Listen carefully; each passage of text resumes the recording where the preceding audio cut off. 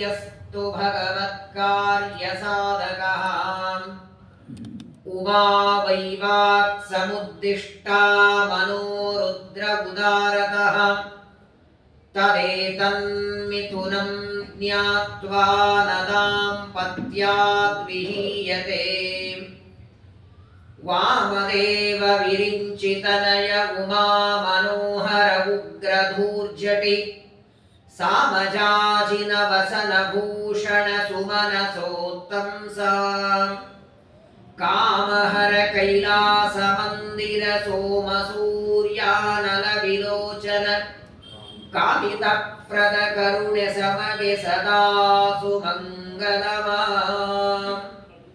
वक्रतुंड महाकाय कोटि सूर्य समप्रभ निर्विघ्नं कुरु मे देव सर्वकार्येषु सर्वदा पृथिवी मंडल मध्यस्थाः पूर्णबोधमतानुगाः वैष्णवाः विष्णुहृदयाः तान् नमस्ते गुरुं मम बुधैरपि सुदुर्बोधे ग्रन्थे यन्मम साहसं तत्पारयन्तु निपुणाः गुरुपादरजगणाः श्रीगुरुभ्यो नमः पशवः पशुबन्धेषु हन्यते ध्वररेषु च यूपे निबध्य मन्त्रैश्च यथा न्यायं यथा विधि श्रीगुरुभ्यो नमः ವಿಶ್ವಾವಸುನಾಮ ಸಂವತ್ಸರದ ಶ್ರಾವಣ ಮಾಸ ಇವತ್ತಿನಿಂದ ಆರಂಭ ಆಯಿತು. ಚಾತುರ್ಮಾಸ್ಯದ ಪವಿತ್ರ ಪರ್ವಕಾಲ ನಡೀತಾ ಇದೆ. ಆಷಾಢ ಮಾಸದ ಏಕಾದಶಿಯಿಂದ ಕಾರ್ತಿಕ ದ್ವಾದಶಿಯವರೆಗೆ 4 ತಿಂಗಳು ಚಾತುರ್ಮಾಸ್ಯ. ಈ 4 ತಿಂಗಳ ಚಾತುರ್ಮಾಸ್ಯದಲ್ಲಿ ಏನ್ ಮಾಡಬೇಕು ಏನ್ ಮಾಡಬಾರದು ಇದರ ಬಗ್ಗೆ ವರಾಹ ಪುರಾಣದಲ್ಲಿ ವರಾಹದೇವರು ತಮ್ಮ ಹೆಂಡತಿಗೆ ಧರಣಿ ದೇವಿಗೆ ಉಪದೇಶ ಮಾಡ್ತಾರೆ.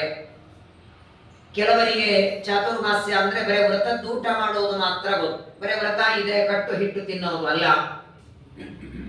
ಊಟ ಮಾತ್ರ ಅಲ್ಲ, ಪ್ರತಿನಿತ್ಯದಲ್ಲಿ ಪ್ರವಚನ ಶ್ರವಣ ಮಾಡೋದು ಒಂದು ವ್ರತವೇ. ಒಂದೇ ಹೊತ್ತು ಊಟ ಮಾಡೋದು ವ್ರತವೇ. ಕೆಟ್ಟು ಮಾತುಗಳನ್ನ ಬಾಯಿಂದ ಆಡದೇ ಇರೋದು ಒಂದು ವ್ರತ. ದೇವರ ಪ್ರೀತಿ ಆಗದೇ ಇರುವ ಕೆಲಸ ಮಾಡದೇ ಇರೋದು ಒಂದು ವ್ರತ. ಇನ್ನೊಬ್ಬರಿಗೆ ತೊಂದರೆ ಆಗದಂತೆ ವರ್ತನೆ ಮಾಡೋದು ಒಂದು ವ್ರತ. ಬೇಕಾದಷ್ಟಿದೆ.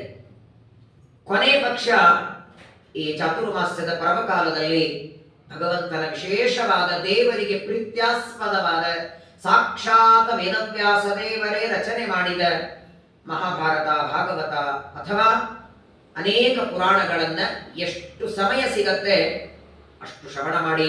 ನೋಡಿ, ಸನ್ಯಾಸಿಗಳಿಗೆ ಒಂದೇ ಕಡೆಗೆ ಇರೋದಕ್ಕೆ ಶಾಸ್ತ್ರ ಒಪ್ಪಿಗೆ ಇಲ್ಲ, ಕೊಟ್ಟಿಲ್ಲ. ಸಂಚಾರ ಮಾಡ್ತಿರ್ಬೇಕು. ಆದ್ರೆ ಈ 4 ತಿಂಗಳು ಅವರು ಒಂದೇ ಕಡೆಗೆ ಇರ್ತಾರೆ. ಒಂದೇ ಸ್ಥಳದಲ್ಲಿ ಇದ್ದು ಪಾಠವನ್ನ, ಪ್ರವಚನವನ್ನ, ಭಗವಂತನ ಆರಾಧನೆಯನ್ನ ಮಾಡ್ತಾರೆ. ಅಂತಹ ಒಂದು ಪವಿತ್ರವಾದ ಚಾತುರ್ಮಾಸ್ಯದ ಪರ್ವಕಾಲ ನಡೀತಾ ಇದೆ. ಶ್ರಾವಣ ಮಾಸ ಪ್ರಾರಂಭವಾಗಿದೆ. ಇವತ್ತಿನಿಂದ ಮಹಾಭಾರತದ ಅನುಶಾಸನ ಪರ್ವದಲ್ಲಿ ಬರುವ ಅತೀ ಮಹತ್ವದ ವಿಷಯಗಳು ನಾವೆಲ್ಲ ಮಾನವರು ಕೇಳಲೇಬೇಕು, ತಿಳಿಯಲೇಬೇಕು. ಪ್ರಾಯ ನೀವೆಲ್ಲ ನಿಮ್ಮ ನಿಮ್ಮ ಬಾಲ್ಯದಲ್ಲಿ ಇರುವಾಗ, ಸ್ಕೂಲಿಗೆ ಹೋದಾಗ ಆಗಿನ್ನೂ ಜ್ಞಾನ ಇರಲಿಲ್ಲ. 8-10 ವರ್ಷ ಇದ್ದಾಗ ಏನು ಅಕ್ಕಿ ಎಲ್ಲಿಂದ ಬರುತ್ತೆ, ಬೇಳೆ ಎಲ್ಲಿಂದ ಬರುತ್ತೆ ಏನು ಗೊತ್ತಿಲ್ಲ. ತಂದೆ ತಾಯಿ ಅಡುಗೆ ಮಾಡ್ತಾರೆ, ಊಟಕ್ಕೆ ಹಾಕ್ತಾರೆ, ಸ್ಕೂಲಿಗೆ ಹೋಗೋದು, ಓದೋದು ಅಷ್ಟೇ ಗೊತ್ತು. ಇವಾಗ ಅವಾಗ ಇರುವ ಬುದ್ಧಿಗಿಂತ ಇವಾಗ ಹೆಚ್ಚಿದೆಯಲ್ಲ. ಯಾವಾಗ ಮನುಷ್ಯನಿಗೆ ಜವಾಬ್ದಾರಿ ಬರುತ್ತೋ ಆಗ 100 ಪ್ರಶ್ನೆಗಳು ಬರುತ್ತೆ. ಪ್ರಶ್ನೆ ಸಣ್ಣವರಿದ್ದಾಗ ಬರಲ್ಲ ನಿಮಗೆ. ಸಣ್ಣ ಬಾಲ್ಯದಲ್ಲಿ ಇದ್ದಾಗ ಊಟ, ನಿದ್ದೆ ಅಥವಾ ಅಭ್ಯಾಸ ಇದರಲ್ಲಿ ಕಾಲ ಕಳೀತಾನೆ. ಎಲ್ಲ ಮಾನವರ ಪ್ರಶ್ನೆಗಳಿಗೆ ಒಂದು ಉತ್ತರದ ರೂಪದಲ್ಲಿ ಮಹಾಭಾರತ ಹೊರಟದ್ದು. ಶ್ರೀಮದಾಚಾರ್ಯರಂತಾರೆ, ಯದಿ ಹಸ್ತಿ ತದನ್ಯತ್ರ ಎನ್ನೇ ಹಾಸ್ತಿ ನ ಕುತ್ರಚಿತ. ಮಹಾಭಾರತದಲ್ಲಿ ಇಲ್ಲದೆ ಇದ್ದ ವಿಚಾರ ಪ್ರಪಂಚದಲ್ಲೇ ಇಲ್ಲ. ಇದು ಮಹಾ ಇದು ಭಾರತ. ನಾವಿದ್ದದ್ದು ಭಾರತದಲ್ಲಿ, ಇದು ಮಹಾಭಾರತ. ಹಾಗಾಗಿ ಭಾರತದಲ್ಲಿ ಇದ್ದದ್ದೆಲ್ಲ ಮಹಾಭಾರತದಲ್ಲಿ ಉಂಟು. ಏನಿಲ್ಲ ಹೇಳಿ ಮಹಾಭಾರತ. ಇವತ್ತಿನ ಜಗತ್ತಿಗೆ ಮಹಾಭಾರತ ಅಂದ್ರೆ ಕೌರವ ಪಾಂಡವರ ಮಧ್ಯದಲ್ಲಿ ನಡೆದ ಒಂದು ಯುದ್ಧ ಅನ್ಕೊಂಡಿದ್ದಾರೆ. ಮನೆಯಲ್ಲಿ ಅಣ್ಣ ತಮ್ಮಂದರ ಜಗಳ ನಡೆದರೆ ಅಥವಾ ಏನೋ ತಂದೆ ಮಕ್ಕಳ ಜಗಳ ನಡೆದ, ಅಯ್ಯೋ ನಮ್ಮ ಮನೆಯಲ್ಲಿ ದಿನಾ ಮಹಾಭಾರತ ಆಗತ್ತೆ ಆಚಾರ್ಯ ಅಂತ. ಮಹಾಭಾರತ ರಾಮಾಯಣ ಎರಡು ದೊಡ್ಡ ಕಾವ್ಯ ಗ್ರಂಥಗಳನ್ನ ಇವತ್ತು ಯಾವ ಮಟ್ಟಿಗೆ ನಾವು ತಂದಿಟ್ಟಿದ್ದೇವೆ ಅದನ್ನ. ಅಯ್ಯೋ ಆಚಾರ್ಯ ಕೊಟ್ಬಿಡಿಯಪ್ಪ, ಇಲ್ಲ ದೊಡ್ಡ ರಾಮಾಯಣ ಆಗತ್ತೆ. ಏನಂದ್ರೆ ಅವ್ರು ಎಲ್ಲಿ ಅವ್ರಿಗೆ ಬಿಟ್ಟು ಬಿಡಿ, ಇಲ್ಲ ದೊಡ್ಡ ರಾಮಾಯಣ ಆಗತ್ತೆ. ಇಲ್ಲೆಲ್ಲ ರಾಮಾಯಣ ಶಬ್ದ ಬಳಸಬಾರದು. ಹಾಗೆ ಆ ಗ್ರಂಥಗಳು ಏನು, ಆ ಗ್ರಂಥಗಳಲ್ಲಿ ಬರುವ ವಿಷಯಗಳೇನು, ಆ ಗ್ರಂಥದಿಂದ ಪ್ರತಿಪಾದ್ಯನಾದ ಭಗವಂತ ಯಾರು. ಹಾಗಾಗಿ ರಾಮಾಯಣವೋ ಮಹಾಭಾರತವೋ ಕೇವಲ ಜಗಳದ ಪುರಾಣ ಅಲ್ಲರಿ. ಏನಿಲ್ಲ ಒಳಗೆ ಹೇಳಿ. ಬ್ರಾಹ್ಮಣ, ಕ್ಷತ್ರಿಯ, ವೈಶ್ಯ, ಶೂದ್ರ, ಬ್ರಹ್ಮಚಾರಿ, ಗೃಹಸ್ಥ, ವಾನಪ್ರಸ್ಥ, ಸನ್ಯಾಸ, ಏನು ವಿಸ್ತಾರವಾಗಿ ಹೇಳುತ್ತದೆ ಮಹಾಭಾರತ. ಒಂದು ಪರ್ವವನ್ನ, 18 ಪರ್ವದ ಮಹಾಭಾರತ ಇದೆ. ಒಂದು ಪರ್ವವನ್ನ ಸಂಪೂರ್ಣ ಶ್ರವಣ ಮಾಡಲಿಕ್ಕೆ 1 ವರ್ಷ ಬೇಕು. ವೇದವ್ಯಾಸ ದೇವರು ಅವತಾರ ಮಾಡಿದ ಮೊಟ್ಟಮೊದಲು ಮಾಡಿದ ಕೆಲಸ ವೇದಗಳ ವಿಭಾಗ. ಅದರ ನಂತರದಲ್ಲಿ ಮಾಡಿದ ಕೆಲಸವೇ ಮಹಾಭಾರತದ ರಚನೆ. ಮಹಾಭಾರತವನ್ನ 5ನೇ ವೇದ ಅಂತ ಕರೀತಾರೆ. ಪಂಚಮೋ ವೇದಾನಾಂ ವೇದ. ಯಾವ ವ್ಯಕ್ತಿಗಳ ಮನೆಯಲ್ಲಿ ಮಹಾಭಾರತ ಪುಸ್ತಕ ಇದ್ರೂ ಸಾಕಂತೆ ಅವರ ಮನೆಯನ್ನ ಬದರಿ ಕ್ಷೇತ್ರಕ್ಕೆ ಸಮಾನ ಅಂತ ಕರಿಬೇಕಂತ. ಅಂತಹ ಪವಿತ್ರವಾದ ಎಲ್ಲ ಗ್ರಂಥಗಳಲ್ಲಿ ಗ್ರಂಥ ರಾಜ ಅಂತ ಮೆರೆಸಿಕೊಂಡದ್ದು ಶ್ರೀಮನ್ ಮಹಾಭಾರತ.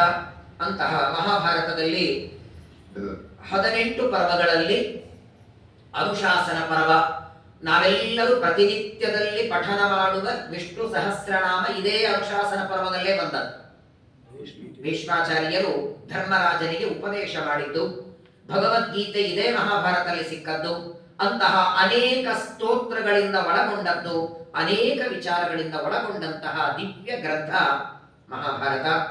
ಈಗಾಗಲೇ ಈ ಹಾಲಲ್ಲಿ ಪ್ರತಿ ವರ್ಷವೂ ಪ್ರವಚನ ನಡೀತಾ ಇರ್ತದೆ. ಬೇರೆ ಬೇರೆ ಬೇರೆ ವಿದ್ವಾಂಸರು ಬೇರೆ ಬೇರೆ ವಿಷಯಗಳ ಬಗ್ಗೆ ನೀವೆಲ್ಲ ಪ್ರವಚನ ಕೇಳ್ತೀರಿ. ಪ್ರವಚನ ಅನ್ನೋದು ಟೈಮ್ ಪಾಸಿಗಲ್ಲ, ಅಥವಾ ಸುಮ್ಮನೆ 1 ಗಂಟೆ ಅಲ್ಲಿ ಕೂತ್ಕೊಂಡು ಏನ್ ಮಾಡೋದು ಅಂತ ಕೇಳಿ ಒಟ್ಟಾರೆ 1 ಗಂಟೆ ಹೋಗಿ ಬಂದ್ವಿ ಅಂತ 4 ಜನರಿಗೆ ತೋರಿಸೋದಕ್ಕಲ್ಲ. ಬೆಂಗಳೂರಲ್ಲಿ ಪ್ರವಚನಕ್ಕೆ ಬರೋ ಜನ 4 ತರ ಇದ್ದಾರೆ.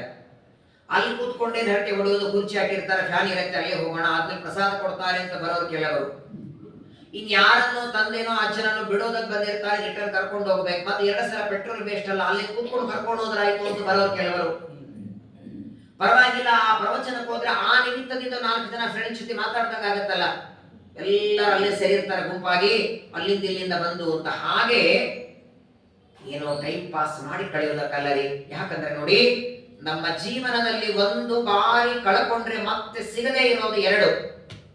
ಒಂದು ಹೋದ ಸಮಯ, ಹೋದ ಮಾನ, ಬೇಕಾದ್ದು ಮಾಡಿ ಬರಲ್ಲ. ಮತ್ತೆ ಈಗ 6-8 ವರ್ಷದ ಮಕ್ಕಳಾಗಿದ್ದಾಗ ಹೇಗೆ ಓಡಾಡ್ಕೊಂಡಿದ್ದೇವೆ ಹಾಗಾಗ್ತೇವೆ ಅಂದ್ರೆ ಸಾಧ್ಯ ಇದೆಯಾ? ಎಷ್ಟು ಅಪರೂಪಕ್ಕೆ ಮಾನವ ಜನ್ಮ ಕೊಟ್ಟಿದ್ದಾನೆ ದೇವರು. ಎಷ್ಟು ಬೆಲೆ ಬಾಳುವ ಶರೀರ ಇದೆ ನೋಡಿ. ಪ್ರತಿನಿತ್ಯದಲ್ಲಿ ಪ್ರಾತಃ ಕಾಲದಲ್ಲಿ ಎದ್ದಾಕ್ಷಣ ಮಲಮೂತ್ರ ವಿಸರ್ಜನೆ ಮಾಡ್ತೇವೆ. ದುರ್ವಾಸನೆ ಬರುತ್ತೋ ಇಲ್ಲೋ? ಆದ್ರೆ ಆ ಮಲಮೂತ್ರಗಳು ನಮ್ಮ ಹೊಟ್ಟೆಯಲ್ಲಿ ಇರುವಾಗ ವಾಸನೆ ಬಂತ? ಹೊರಗಡೆ ಬಂದ ಮೇಲೆ ಅದರ ದುರ್ವಾಸನೆ ಬರುತ್ತೆ. ಹಾಗಿದ್ದಿದ್ರೆ ಅಂತ ಇಟ್ಕೊಳ್ಳಿ, ಮನೆಯಲ್ಲಿ ಯಾರು ಇರ್ಲಿಕ್ಕೆ ಆಗ್ತಿರ್ಲಿಲ್ಲ. 1 ಬಾರಿ ಒಳಗೆ ಬಿಚ್ಚಿ ನೋಡಿ ಏನಿದೆ. ಆಪರೇಷನ್ ಮಾಡ್ತಿರ್ತಾರಲ್ಲ, ಒಳಗೆ ನೋಡಿ ಹರಿದು ಏನ್ ವ್ಯವಸ್ಥೆ ಮಾಡ್ತಾನೆ ದೇವರು. ರಕ್ತ, ಮಾಂಸ, ಮಜ್ಜ, ಅಸ್ಥಿ, ಮೇಧಸ್ಸು, ಪ್ರಪಂಚದೊಳಗೆ ಎಲ್ಲಿಯೂ ಅಷ್ಟು ಹೊಲಸಿಲ್ಲ, ಅಷ್ಟು ಹೊಲಸು ಒಳಗಿದೆ. ಆದ್ರೆ ಮೇಲಿದೊಂದು ಚರ್ಮ ಅಂತ ಕೊಟ್ಟಿದ್ದಾರೆ ನೋಡಿ, ಚೆನ್ನಾಗಿ ಓಡಾಡ್ಕೊಂಡಿದ್ದೇವೆ ನಾವೆಲ್ಲ. ಬಿಸಿಲು ಬರಲಿ, ಮಳೆ ಬರಲಿ, ಗಾಳಿ ಬರಲಿ, ದೇವರು ಕೊಟ್ಟ ದೊಡ್ಡ ಆಸ್ತಿ. ನಮ್ಮಪ್ಪ ಏನ್ ಮಾಡಿಟ್ಟಿದ್ದಾನೆ ಅಂತ ಮಗ ಕೇಳ್ತಾನಲ್ಲ. 1 ಮನೆ ಇದೆ, ಆ ಮನೆ ಮೇಲೆ 1 ಮನೆ ಇದೆ, ಆ ಬಾಡಿಗೆಯಲ್ಲಿ ನಾನು ಬದುಕಬಹುದು ಅಂತ. ಈ ಅಪ್ಪರದ್ದು ಆಸ್ತಿ ಮಾಡಿದ್ದನ್ನ ಕೇಳ್ತೀರಲ್ಲ, ಈ ಅಪ್ಪ ಏನ್ ಆಸ್ತಿ ಮಾಡಿದ್ದಾನೆ ಅಂತ ಒಬ್ಬರಾದ್ರೂ ಕೇಳಿವ? ನಮ್ಮಪ್ಪ ಏನು ಆಸ್ತಿ ಮಾಡಿದ ಅನ್ನೋದಕ್ಕಿಂತ ಆ ಅಪ್ಪ ಮಾಡಿದ ದೊಡ್ಡ ಆಸ್ತಿ ಮಹಾಭಾರತ, ವೇದವ್ಯಾಸ ದೇವರು ಮಾಡಿದ ದೊಡ್ಡ ಆಸ್ತಿ ಭಾಗವತ, 18 ಪುರಾಣಗಳು. ಒಂದು ಸಲ ಆ ಆಸ್ತಿಯನ್ನು ತೆಗೆದು ನೋಡ್ರಿ ಒಳಗೆ ಏನಿದೆ. ಈ ಶರೀರದಲ್ಲಿ ಅಸ್ಥಿ ಇರೋವರೆಗೆ ಆ ಆಸ್ತಿ ಕಡೆ ಗಮನ ಕೊಡಿ ಅಂತಾರೆ. ಅದರಲ್ಲಿಯೂ ಮಹಾಭಾರತದ ಅನುಶಾಸನ ಪರ್ವ ತುಂಬಾ ಚೆನ್ನಾಗಿದೆ. ಅದರ ವಿವರಣೆ ಮಾಡೋದಕ್ಕೆ ಸಮಯ ಬೇಕು. ವಿಶೇಷವಾಗಿ ನಮ್ಮೆಲ್ಲರ ಮನೋನಿಯಾಮಕರು, ಮನಸ್ಸನ್ನ ಕಂಟ್ರೋಲ್ ಮಾಡುವ ಎಲ್ಲ ದೇವತೆಗಳಿಗೆ ಗುರುಗಳಾದ ಮನೋನಿಯಾಮಕರಾದ ರುದ್ರದೇವರು ತಮ್ಮ ಹೆಂಡತಿಗೆ ಉಪದೇಶ ಮಾಡಿದ ಭಾಗ ಉಮಾ ಮಹೇಶ್ವರ ಸಂವಾದ. ಪಾರ್ವತಿ ದೇವಿಗೆ ಉಮಾ ಅಂತ ಹೆಸರು. ಕಥೆ ನಿಮ್ಗೆಲ್ಲ ಗೊತ್ತಿದೆ, ಸ್ಕಂದ ಪುರಾಣದಲ್ಲಿ ಬರುತ್ತೆ. ಭಾಗವತದಲ್ಲಿ ಸತಿದೇವಿ ದಕ್ಷ ಪ್ರಜಾಪತಿಯ ಯಜ್ಞದಲ್ಲಿ ದೇಹ ಬಿಡ್ತಾಳೆ. ದಕ್ಷ ಪ್ರಜಾಪತಿ ರುದ್ರದೇವರನ್ನು ಅವಮಾನ ಮಾಡಿದ್ದಕ್ಕೆ ಸಹನ ಮಾಡದೆ ತನ್ನ ಹೊಟ್ಟೆಯಲ್ಲಿರುವ ಜಾಠರಾಗ್ನಿಯನ್ನು ಹೊತ್ತಿಸಿ ದೇಹ ಬಿಡ್ತಾಳೆ. ಜನ್ಮಾಂತರದಲ್ಲಿ ಪರ್ವತರಾಜನ ಮಗಳಾಗಿ ಹುಟ್ಟಿ ಒಣಗಿದ ಎಲೆ, ಗಿಡದಿಂದ ಎಲೆ ಕೆಳಗೆ ಬಿದ್ದು ಒಣಗತ್ತಲ್ಲ, ಅದನ್ನ ತಿಂದು ತಪಸ್ಸು ಮಾಡ್ತಾಳಂತೆ. ರುದ್ರದೇವರೇ ಗಂಡಾಗಿ ಬರಲಿ ಅಂತ ಏನ್ ತಪಸ್ಸು ನೋಡಿ. 2 ಹೊತ್ತು ಚೆನ್ನಾಗಿ ಊಟ ಮಾಡಿದ್ರು ದೇವರ ನೆನಪಾಗಲ್ಲ ನಮಗೆ. ಒಣಗಿದ ಎಲೆಯನ್ನ ತಿಂದು ತಪಸ್ಸು ಮಾಡುವಾಗ ಆಗ ಪಾರ್ವತಿಗೆ ತಾಯಿ ಬಂದು ಹೂ ಅಂದ್ರೆ ತಿನ್ನೋದು, ಮಾ ಅಂದ್ರೆ ಬೇಡ, ಇಷ್ಟು ಕಠಿಣವಾದ ತಪಸ್ಸು ಬೇಡ ಅಂತ ತಡಿತಾಳೆ. ಆದ್ದರಿಂದ ಅವಳಿಗೆ ಉಮಾ ಅಂತ ಹೆಸರು ಬಂತು. ಆ ಉಮಾದೇವಿಯಿಂದ ಸಹಿತರಾದ ರುದ್ರದೇವರನ್ನ ಸೋಮ ಅಂತಾರೆ. ಹಾಗಾಗಿ ಸೋಮವಾರ ರುದ್ರದೇವರ ವಾರ ಆಯಿತು. ಸೋಮ ಅಂತ ರುದ್ರದೇವರಿಗೆ ಹೆಸರು. ಆ ಉಮಾದೇವಿ ಪ್ರಾಯ ಜಗತ್ತಿನೊಳಗೆ ಗಂಡ ಹೆಂಡತಿಯ ಮಾತು ಮೂರನೇವರಿಗೆ ಹೇಳ್ತಾರ. ಯಾರೂ ಇಲ್ಲದೆ ಇದ್ದಾಗ ಬಾಗಿಲು ಹಾಕೊಂಡು ಮಾತಾಡ್ತಾರೆ. ಆದರೆ ಇವರಿಬ್ಬರ ಮಾತು ನೋಡಿ, ಹೆಂಡತಿಯ ಪ್ರಶ್ನೆ, ಗಂಡನ ಉತ್ತರ. ಇವತ್ತು ಇಡೀ ಜಗತ್ತು ಕೇಳಬೇಕಾದದ್ದು ಈ ಉಮಾಮಹೇಶ್ವರ ಸಂವಾದ. ಪ್ರಾಯ ನಮ್ಮ ಜೀವನದಲ್ಲಿ ಬರುವ ಎಲ್ಲ ಪ್ರಶ್ನೆಗಳಿಗೆ ಉತ್ತರ ಇಲ್ಲಿದೆ. ಇವತ್ತಿನವರೆಗೆ ನಿಮ್ಗೆ ಅನೇಕ ಪ್ರಶ್ನೆ ಬಂದಿರಬಹುದು, ಅಥವಾ ಈ ಪ್ರವಚನ ಕೇಳುವಾಗ ಮಧ್ಯ ಮಧ್ಯದಲ್ಲಿ ಬರಬಹುದು. ಎಲ್ಲ ಪ್ರಶ್ನೆಗಳಿಗೆ ಮಹಾಭಾರತದ ಈ ಅನುಶಾಸನ ಪರ್ವ ಉತ್ತರ ಕೊಡುತ್ತೆ. ಅನುಶಾಸನ ಪರ್ವದಲ್ಲಿಯೂ ಕೂಡ ದಾನ ಧರ್ಮ ಪರ್ವ ಅಂತ ಬರುತ್ತೆ. ವಾಸ್ತವಿಕ ಮಹಾಭಾರತ ಇರೋದು 18 ಪರ್ವ, ಅದರಲ್ಲಿ ಉಪಪರ್ವಗಳು ಅಂತ ಬರುತ್ತೆ. 18 ಪರ್ವಗಳಲ್ಲಿ ಒಂದು ಅನುಶಾಸನ ಪರ್ವ, ಅದರಲ್ಲಿ ಬರೋದು ದಾನ ಧರ್ಮ ಪರ್ವ. ಆ ದಾನ ಧರ್ಮ ಪರ್ವದಲ್ಲಿಯೂ ಕೂಡ ಪಾರ್ವತಿ ದೇವಿಗೆ ರುದ್ರದೇವರು ಉಪದೇಶ ಮಾಡಿದ್ದು 50 ಅಧ್ಯಾಯ ಇದೆ. ನನಗೆ ಟೈಮ್ ಕೊಟ್ಟದ್ದು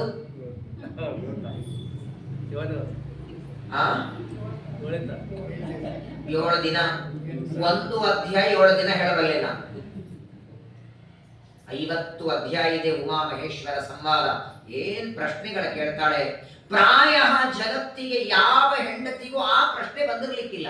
ಸಾಮಾನ್ಯವಾಗಿ ಹೆಂಡತಿ ತಮ್ಮ ಗಂಡನಿಗೆ ಏನು ಪ್ರಶ್ನೆ ಕೇಳಬಹುದು? ತನ್ನ ಮನೆ ಸಂಬಂಧಪಟ್ಟದ್ದಲ್ವೇ. ಮನೆ ಬಗ್ಗೆ ಕೇಳಬಹುದು, ಮಕ್ಕಳ ಬಗ್ಗೆ ಕೇಳಬಹುದು, ಅಥವಾ ಮಕ್ಕಳಿಗೆ ಮುಂದೆ ಏನಾದ್ರೂ ಮಾಡಿಟ್ಟಿದ್ದೀರಾ, ಅವರ ಜೀವನದ ಭವಿಷ್ಯ ಏನು, ವೈಯಕ್ತಿಕವಾದ ಪ್ರಶ್ನೆಗಳನ್ನೇ ಹೆಂಡತಿ ಕೇಳ್ತಾಳೆ. ಯಾವ ಹೆಂಡತಿನೂ ಬಹಳ ಆದರೆ ತಮ್ಮ ಸಂಬಂಧಿಕರ ಬಗ್ಗೆ ಕೇಳ್ತಾಳೆ. ಇಡೀ ಜಗತ್ತಿನ ಬಗ್ಗೆ ಪ್ರಶ್ನೆ ಕೇಳುವ ಹೆಂಡತಿ ಇಲ್ಲ, ಜಗತ್ತಿನ ಬಗ್ಗೆ ಉತ್ತರ ಕೊಡುವ ಗಂಡ ಇಲ್ಲ. ಯಾಕೆ ಬೇಕು ಹೇಳಿ? ಅಕಸ್ಮಾತ್ ಆಗಿ ನಿಮ್ ಹೆಂಡತಿ ಅಲ್ಲ ಪಕ್ಕದ ಮನೆಯಲ್ಲಿ 3ನೇ ಮನೆಯವರಿಗೇನೋ ಮನೆ ಜ್ವರ ಬಂದಿತ್ತು, ತಗೊಂಡು ಏನ್ ಮಾಡ್ತೀಯ? ಬೈದು ಬಿಡ್ತಾನೆ ಗಂಡ ಅಲ್ವಾ? ನೀನೇನು ಹಾಸ್ಪಿಟಲ್ ಹೋಗೋದಿದ್ಯಾ? ತೋರಿಸ್ತೀಯಾ? ನೀನ್ ಯಾಕೆ ಬೇಕು ಇನ್ನೊಬ್ಬರು ಉಸಾಬರು ಎಂದು ಉಂಟ ಬೈಯೋ ಗಂಡಂದ್ರಿದ್ದಾರೆ.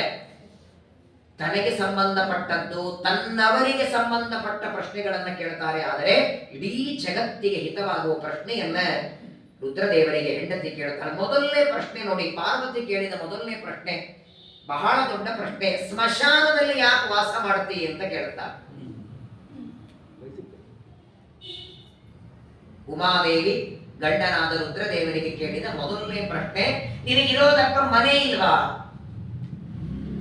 ಪ್ರಾಯ ನೀವು ನಿಮ್ಮ ಮಕ್ಕಳ ಮದುವೆ ಮಾಡುವಾಗ, ಅಥವಾ ಯಾರೋ ನಿಮ್ಮ ಸಂಬಂಧಿಕರಲ್ಲಿ ಮಗಳ ಮದುವೆ ಮಾಡಬೇಕು ಅಂತ ಇಟ್ಕೊಳ್ಳಿ, ಏನ್ ಮಾಡ್ತಾನ್ರಿ ಹಳೆಯ? ಸ್ಮಶಾನದಲ್ಲಿ ಹೆಣ ಕಾಯ್ತಾನೆ. ಕೊಡ್ತೀರಾ ಅಂತವ್ರಿಗೆ ಕನ್ಯೆಯನ್ನ? ಸ್ಮಶಾನದಲ್ಲಿ ಹೆಣ ಕಾಯ್ತಾನೆ ಬೇಡ, ಒಂದು ಬಾರಿ ಸ್ಮಶಾನಕ್ಕೆ ಹೋಗಿ ಬಂದ್ರೆ ಸ್ನಾನ ಮಾಡಿ ಜನಿವಾರ ತೆಗೆದು ಪಂಚಗವ್ಯ ತಗೊಂಡ್ರು ಮೈಲಿಗೆ ಹೋಗಲ್ಲ ಅಂತಾರೆ. ಆದರೆ ಇವತ್ತು ಜಗತ್ತಿನೊಳಗೆ ಸ್ಮಶಾನಕ್ಕೆ ಇರುವ ಹೆಸರೇ ರುದ್ರಭೂಮಿ ಅಲ್ವಾ? ಇಲ್ಲೇ ನೋಡಿ, ನೀವು ಯಾವುದೇ ದೇಶಕ್ಕೆ ಹೋಗಿ ನೋಡಿ, ರುದ್ರಭೂಮಿ ರುದ್ರಭೂಮಿ ಅಂತ ಕರೀತಾರೆ. ಪಾರ್ವತಿ ದೇವಿಗೆ ದೊಡ್ಡ ಗೊಂದಲ ಆಯಿತಂತೆ. ಪ್ರಾಯ ಜಗತ್ತೊಳಗೆ ಎಲ್ಲರೂ ತಮ್ಮ ಇರೋದಕ್ಕೆ ಮನೆ ಕಟ್ಕೊಡ್ತಾರೆ, ನಿನಗೆ ಮನೆ ಕೊಡ್ಲಿಲ್ವಾ ಅಂತ ಕೇಳ್ತಾಳೆ. ರುದ್ರದೇವರು ಹುಟ್ಟಿದೆಲ್ಲಿಂದ? ಬ್ರಹ್ಮದೇವರಿಂದ. ಯಸ್ಯ ಪ್ರಸಾದಜೋ ಬ್ರಹ್ಮ ರುದ್ರ ಕ್ರೋಧ ಸಮುದ್ಭವ. ಬ್ರಹ್ಮದೇವರಿಂದ ರುದ್ರದೇವರು ಹುಟ್ಟಿದಾಗ ಆ ರುದ್ರದೇವರಿಗೆ ಪಾರ್ವತಿ ದೇವಿ ಪ್ರಶ್ನೆ ಕೇಳ್ತಾಳೆ, ಯಾಕೆ ನೀನು ಸ್ಮಶಾನದಲ್ಲಿ ವಾಸ ಮಾಡ್ತಿ? ನಿಮ್ಗೆ ಗೊತ್ತಿದೆಯಾ ಉತ್ತರ? ಗೊತ್ತಿಲ್ಲಲ್ಲ? ಹೇಳಿದ್ರಿ ಜ್ಞಾಪಕ ಇಲ್ಲ, ಕೇಳಿದೀವಿ ಜ್ಞಾಪಕ ಇಲ್ಲ.